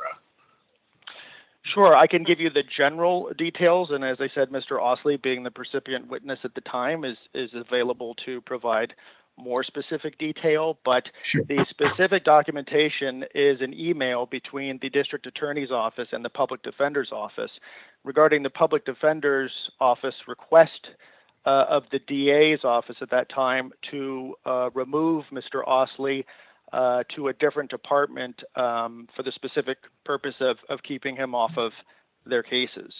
And as far as a date and time and recipient and sender, I can, as I said, I think Mr. Osley can provide that information if you think it's necessary. Okay, and how does he know that such an email exists? Because he was there and he was with another colleague at the time, an employee within the department, and they were discussing the email, and he saw the content of what was received and how the employee responded. Okay. So if I may respond, this is David Campos, and I have Robin Burke, who is responsible for responding to these requests, and she can jump in if she'd like. But you know, the ask of Ms. Burke was to review every single possible email and communication as described in the request, and there was nothing that she found. So you know, that is, and she's willing to talk about that and testify to that. Yeah, I'm happy to talk about that. I think Thank we you, may David. have lost the speaker, that was Mr. Campos. Although Member Stein, maybe I should let you go first, and then we'll go back to see what Mr. Campos was saying. Yeah, so I guess what I'm understanding is being said is that the DA's office is saying that there were only 5 emails and they were between specific offices, and the complainant is saying that there was at least one email which was not between those specific offices, which they are aware of. That's if I'm understanding it correctly. And then I wanted to ask Mr. Campos, and I forget the name of the person with him, like what was the actual process of search for this request? Sure. Can you Yeah, hear and me I okay? can ask Ms. Burke. Can you guys hear us okay? Yes, now we can. Yes.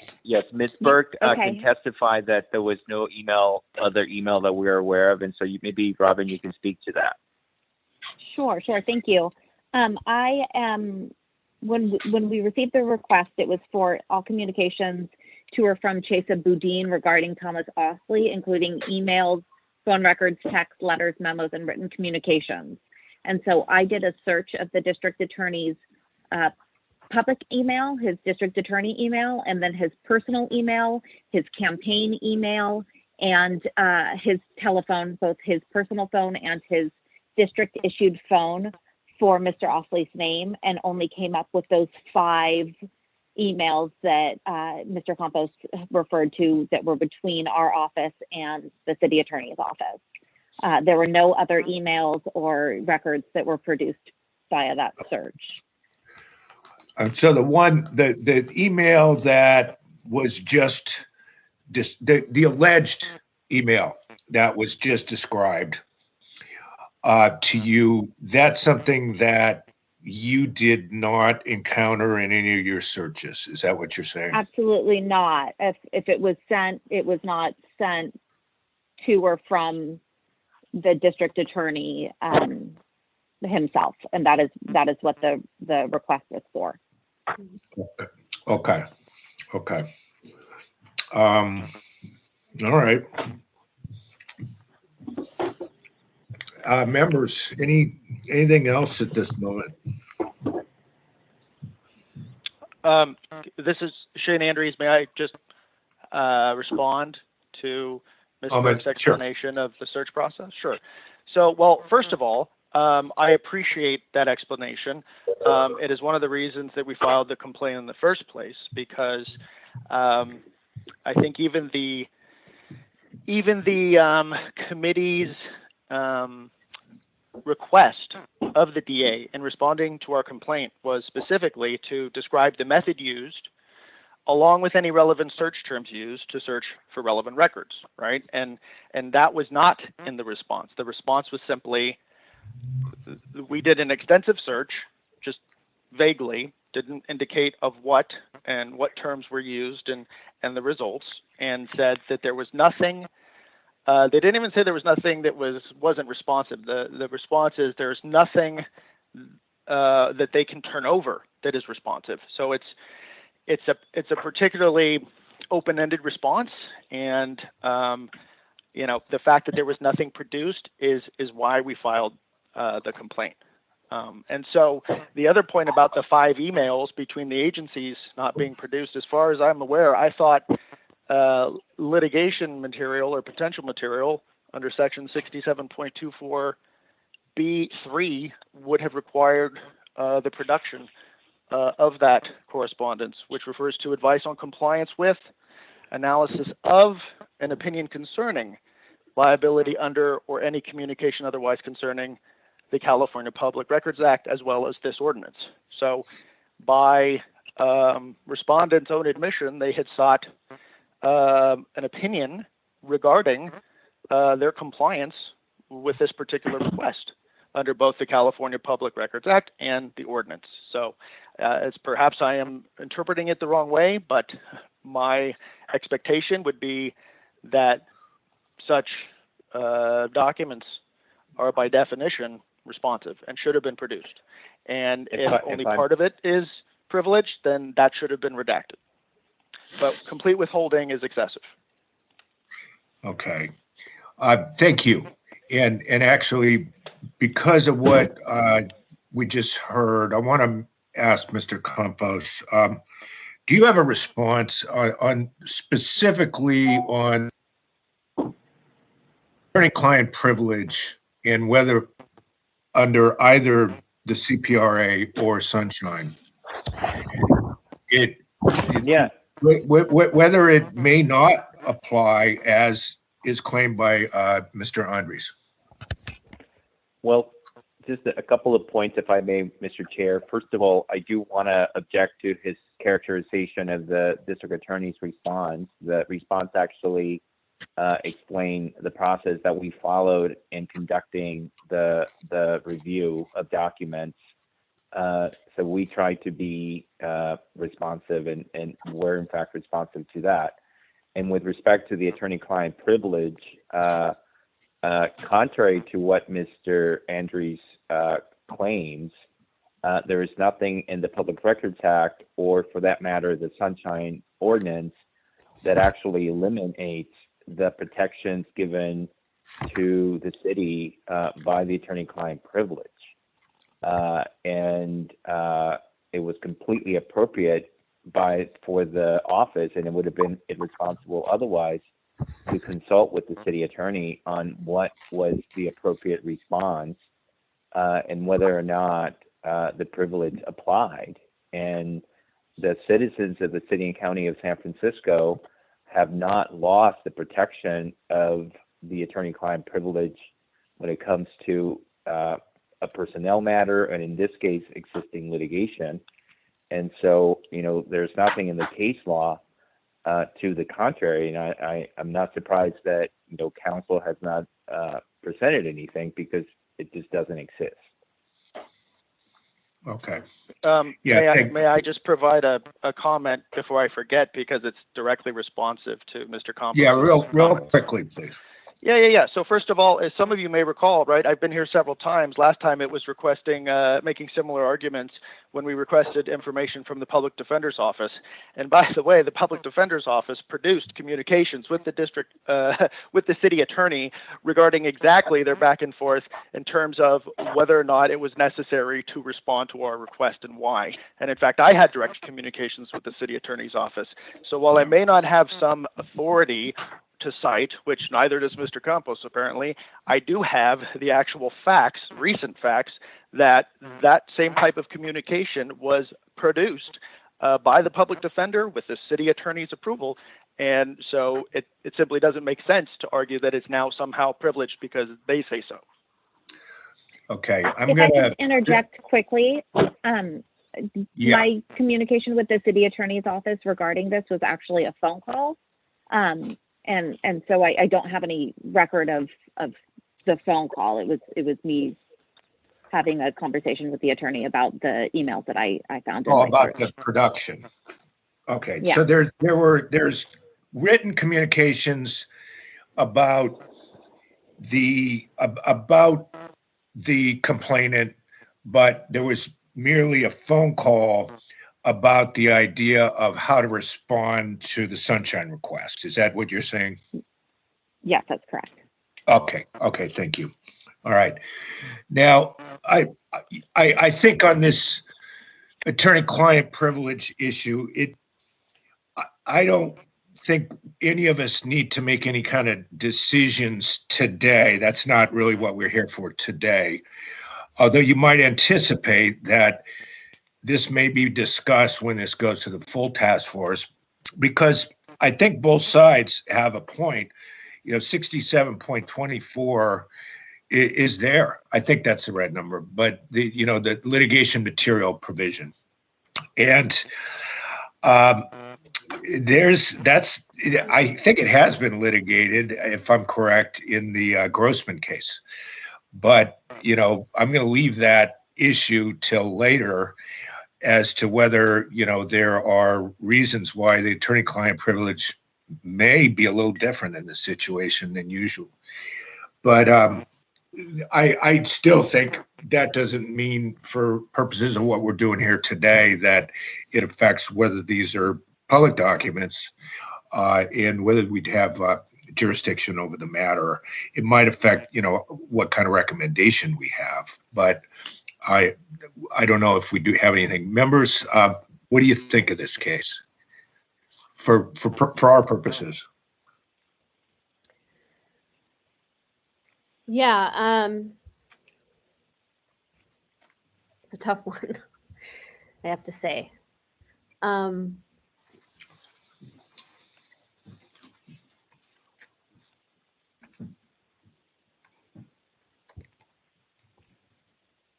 I guess, it sounds like they asked for an extension for, potentially legitimate reasons. Definitely there was records that were withheld. We don't know how long they were, how substantive they were in terms of whether they were dealing with Mr. Ostley, or what else was in them. I think we clearly have cause to move it forward. But I guess that's all I can say. Yeah, I myself, I don't want to really prejudge, although I do see that the privilege is pretty significant here, and it may be that those records that I'm a little worried about the fact that they chose to give nothing as opposed to pages that are just pages and pages of redactions. I don't know what exactly the standard would be that we would want to hold them to in that regard. That's the one thing that kind of troubles me a little bit about the privilege issue. But they did do a search. They found 5 documents. I think it's down to what the deal is with those 5 documents. I understand there's that 6th claimed document, alleged document. Although I think all we can do is ask them if they have it, and if they say no, we don't have that, that may be the end of what we can really do. So I think with this May I one, ask a question? I'm sorry to interrupt. Not at this time. Not at this time. Okay. I think, I don't know if I would want to have any kind of recommendation on this one, partly because there's at least one legal issue that I think is going to come up before the task force that we're going to have to handle when this thing comes up. But any thoughts on any kind of motion you'd like to make?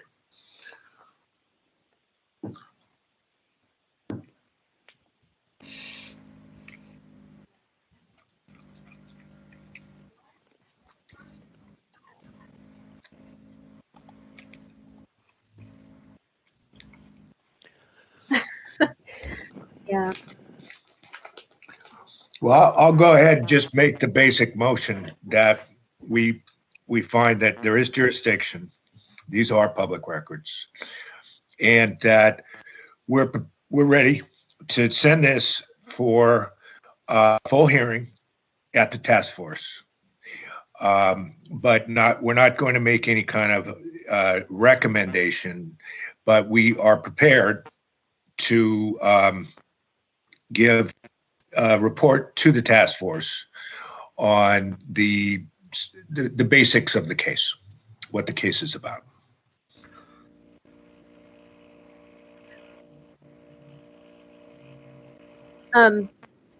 This is also one of these cases where it would be good to have, a consult with our legal advisor, right, about where they would stand on attorney-client privilege in this argument. Yeah, and maybe I think that might be something where it is an advantage because he doesn't come to the he or she, whoever it is, I guess they have a new person now who also may be attending hearings, but they don't come to the committee hearings, but they do come to the task force hearings. And so this might be a question that they would opine on in very quick fashion at the task force. Could we also ask the respondents to amend their response to include the details of their search process and maybe some details on their argument about attorney-client privilege? What was the second part about the argument? Details of their argument about attorney-client privilege. Just a little laying out of their rationale in their response, or more of a laying out of their rationale.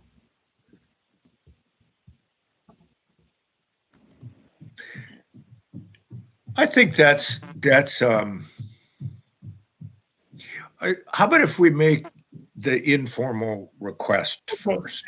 And we don't have a seconded motion right now, so we can do that. Could we request of Mr. Campos' office some type of just quick analysis of there's a contention made by Shane Andres that this thing might be litigation material within 67.24, and that there may not be the protection of the attorney-client privilege. Can you give the task force something in terms of your argument which would counter that? Well, I mean, Mr. Chair, I'd be happy to provide information, but I don't know the exactly what his argument is, and I think that as the complainant, doesn't he have the burden of proof of pointing out his argument here? I'm not really sure what he is saying and why he would think that the attorney-client privilege doesn't apply here. Yeah, I mean, I want to say that I would love to see that the arguments laid out in both the complaint and the response. I mean, I'd like to see that go forth to the task force. If this is going to be heard by the task force and there's an issue here, I think it would be to the benefit of both sides to, as clearly as possible, state, why they think that the information is or isn't protected by attorney-client privilege. But then I also just want to add for Mr. Campos, if you can also just amend your response to include just the details of how this was searched for. And I think that would be very helpful to the task force if it does go forward, that we don't have to kind of guess at it. Yeah, and I think that's, I think, and now, thank you, Member Stein. Yeah, let's do that. And I know, Mr. Andres, you were trying to speak earlier, and maybe I'll give you a shot now, but I also want to see if you would have an interest in filing something with us. It doesn't have to be, a law review article, but a half a page or a page about the 67.24 issue, because I think that's legitimately a possible issue, and then maybe the DA could respond to that. How does that sound to you? That sounds fine. I'm happy to submit whatever the committee requests. My question earlier was because of the fact that the response indicates, at least I believe it indicates that the 5 emails were being withheld as attorney-client privilege. But if I heard Ms. Burke correctly, she said it was her telephone call that was privileged, not the emails themselves. And so the reason I interrupted is because I'm not sure why we're having an attorney-client privilege debate at all, if that's in fact the case. It seems to me that the response was a misrepresentation. Is it? Okay. Then I did mishear it, so that's fine. Yeah, you did mishear it. I mean, I think what she indicated is that there was no email correspondence about the response itself, that was a phone communication, a telephone communication. But the emails are in fact privileged, attorney-client privileged, and so we're happy to respond to whatever Mr. Andres, presents. We're happy to amend, to provide greater detail to the process we followed. And with respect to the attorney-client privilege, we're happy to respond to that point. But at the end of the day, that is black letter law and state law, and we're not. I don't know exactly the extent to which you want sort of an analysis of the attorney-client privilege. That can be, briefs in terms of, many pages long in terms of what the case law says about that. Yeah, I'm not sure actually. What I really want is just a clear, concise, short argument about why he thinks it doesn't apply here. I don't want a law review article. I want to know, in relation to the specifics of this case, just the reasoning of why he doesn't think it applies. Right. And I'm just gonna give you both a little hint, one of you may be talking about 6724, and the other one may be talking about the case Grossman v. St. Croix. But kind of citations, you might think that I don't know what I'm talking about, but I believe that that's where this specific issue has been dealt with. That's a starter. Yeah, I mean, if not, that's fine too, and we can consult with, our legal advisors, right? Our advisors on points of law to see what they say. But yeah, so I'm gonna ask.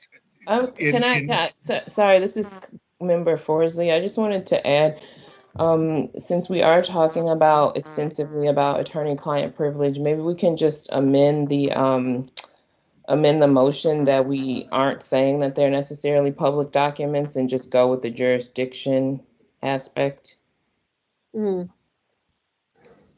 I can comment on that. This is probably an argument from Chair Wolf that all documents are public. It's just a matter of whether or not they can be withheld or redacted. Right. That would be a Chair Wolf argument. That's not my own argument. I feel like with the attorney-client privilege, though, that would kind of like override that argument a little bit, since that's what the crux of our conversation is.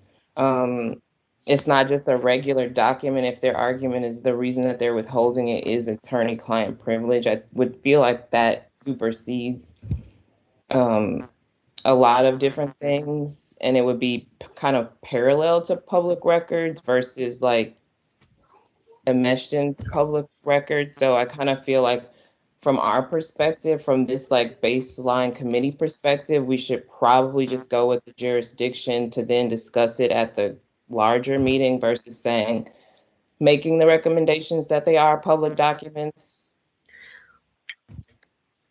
I can speak to that, Member Forsley. What I think may be the best way that we can think of these documents is that they may be completely exempt from production based on attorney-client privilege. But that's an exemption to the fact that they are by nature public records, but they're exempted from disclosure. Mm-hmm. So that would be my take on it. And we don't have to find that they're public. I think that because they're documents of a public agency, then that's what makes them public. It doesn't mean that they aren't exempt, though, if they're public. Mm-hmm. Okay, that's fine. Is that all right? Okay. So I'm gonna restate. I'll withdraw my motion and restate it, and it's gonna be jurisdiction, public records. We want two things to happen before this thing moves to the full task force. One is the description of the work that was done to search as requested by Member Stein, and then a series of quick like memos, one from Mr. Andres and one from Mr. Campos' office on that attorney-client privilege issue that we talked about. And and move it on to the task force when those are in hand in our office. I would second that. If I may ask, Mr. Chair, this is Steve Campos.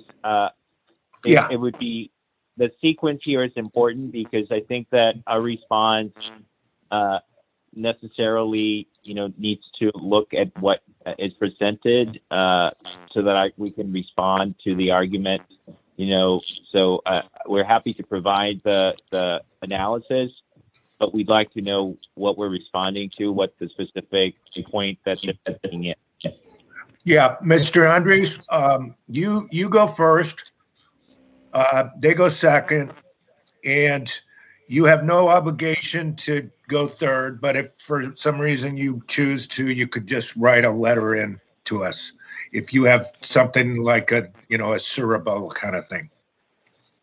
Sure, no, I'm happy to go first, but I mean, I would request that I at least get the explanation of the search so I have a basis to even make the argument. That was part of the initial problem, is that without a sufficient explanation for the withholding, how does one argue against its justification?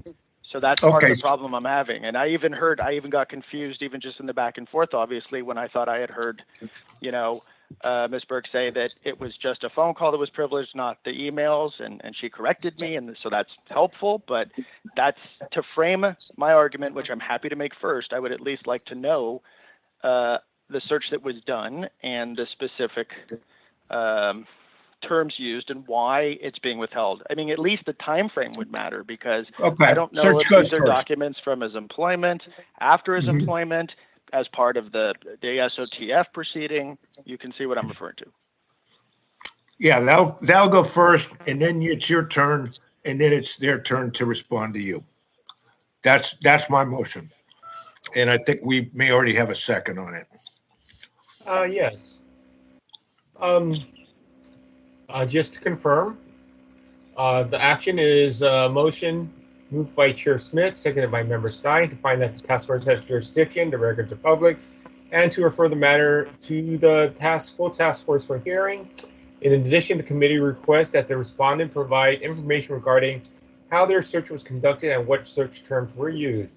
The committee then requests that the complainant provide information regarding their rationale in this specific case regarding attorney-client privilege and a subsequent response from the respondent. I have a quick question. Are we encouraged not to abstain from voting, or we do not allow abstaining motions, either yes or no. Okay. Well, I just want to put it out there that I still don't necessarily agree that we can say that they're public yet. So I don't want to make anybody. I believe we have enough votes to send it forward with your voting no. Okay. That does not mean you can change your mind at the full task force and. Yeah, go ahead. That's fine. Don't worry about it. Okay, sorry. No problem.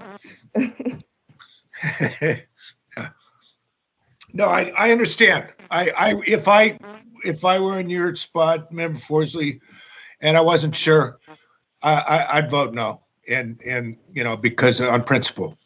And maybe this is a question we can bring up at our next training session, and maybe ask our city attorney to provide a response to this. This can be a subject of our training committee, or just a question to our city attorney in the future. Yeah. Okay, so let's probably move on to public comment. Victor? Yes. Are there any members of the public who would like to provide public comment on this matter? Can you just let me know you would like to make comment at this time? Anonymous, please. Anonymous? Anybody else besides Anonymous? Okay, I hear no others, but please chime in at a later time if you would like to make comment. Anonymous, you may proceed. Thank you very much. And I strongly agree with the chair's point here about whether the record is public, and it's not something created or even the choice of Chair Wolf. The question is it a public record under Government Code 6252E, which is a very specific definition, which is whether the writing prepared, owned, used, or retained by the district attorney is about the conduct of public business. And then it's pretty possible that it will be not disclosable under St. Croix versus Superior Court 2014. But this task force, when it finds the record is disclosable, it's almost always against the advice of the city attorney. And if we only ever relied on the city attorneys, you'd only need a supervisor of records, and you wouldn't need an SOTF. So I do hope Mr. Andrews finds a way to beat the St. Croix case that many of us have tried and failed. However, California courts have held that the federal FOIA requirement of a Vaughan index and detailed explanations can be applied in CPRA cases because of the similarities in the intent of the CPRA and the FOIA, even if a privilege log is not required. And the task force should consider requesting a Vaughan index, the full task force. Finally, this full task force held in Malloy versus Human Resources, that Human Resources should at least give the email headers showing that communications are actually between a client and an attorney. And this complainant did in fact ask for an exact electronic copy of the underlying Outlook records, and therefore you may be able to find that under 6726, the email headers are disclosable, even if the content of the emails are not. And the respondent is wrong. The complainant has no burden of proof under the Sunshine Ordinance. The respondent has all of the burden of proof under the Sunshine Ordinance. Thank you very much. Thank you. Are there any other commenters on this item?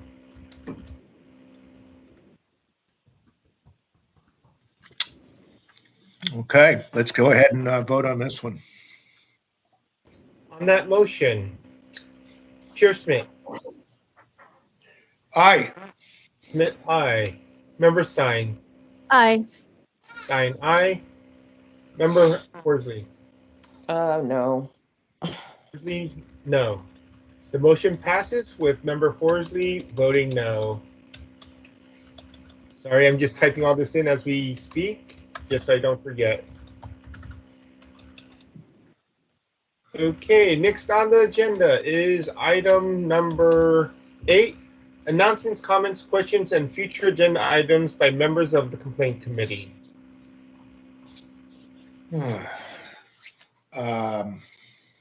I really, it's open. Anyone have anything?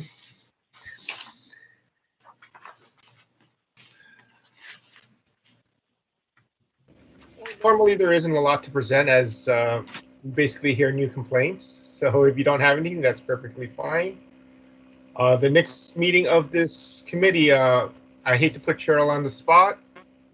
If you are listening, do you have the next meeting date? We will provide that to you at the full task force meeting, but it's normally on the same day, same Tuesday of every month. Let me just check. It's usually on the 3rd Tuesday of every month.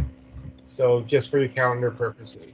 It'll be on the 20th, April. The 20th of April. 20th of April, yep. Okay.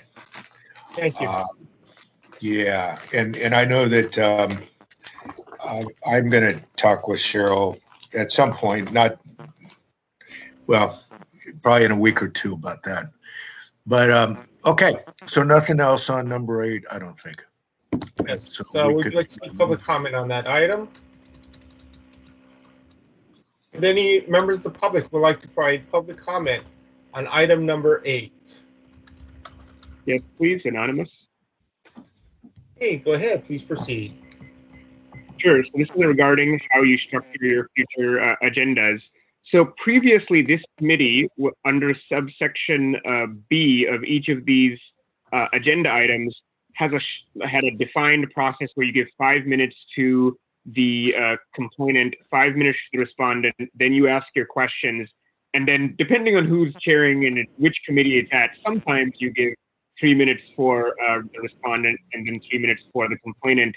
And I was wondering if today's procedures, is that how it's going to be for future agenda items? Is that a conscious change, that it wasn't just, that kind of timed structured environment? And if there's a new way of conducting the subsection B hearing on the complaints for each item. Thank you very much.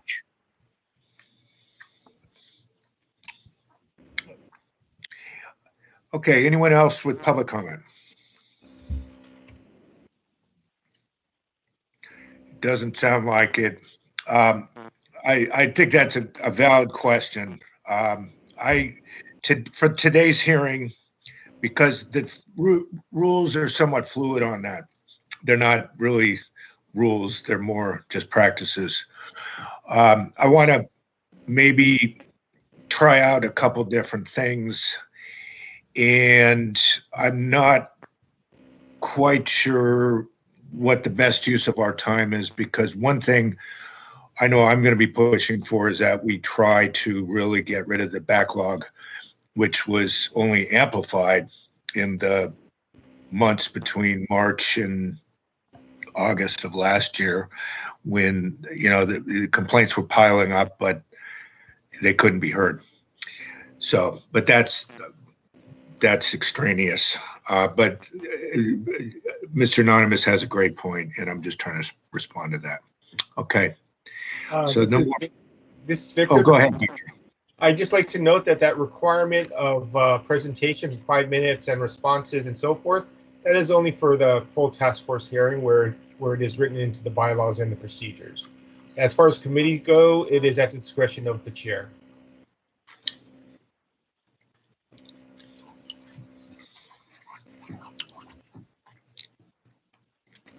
Thank you, Victor. Yeah. Okay, so I guess we can move to the next item. Next item is adjournment. Would you like to declare the meeting adjourned? Declare the meeting adjourned. Yes. Thank you, Meeting everyone. is hereby adjourned. I am stopping the recording now.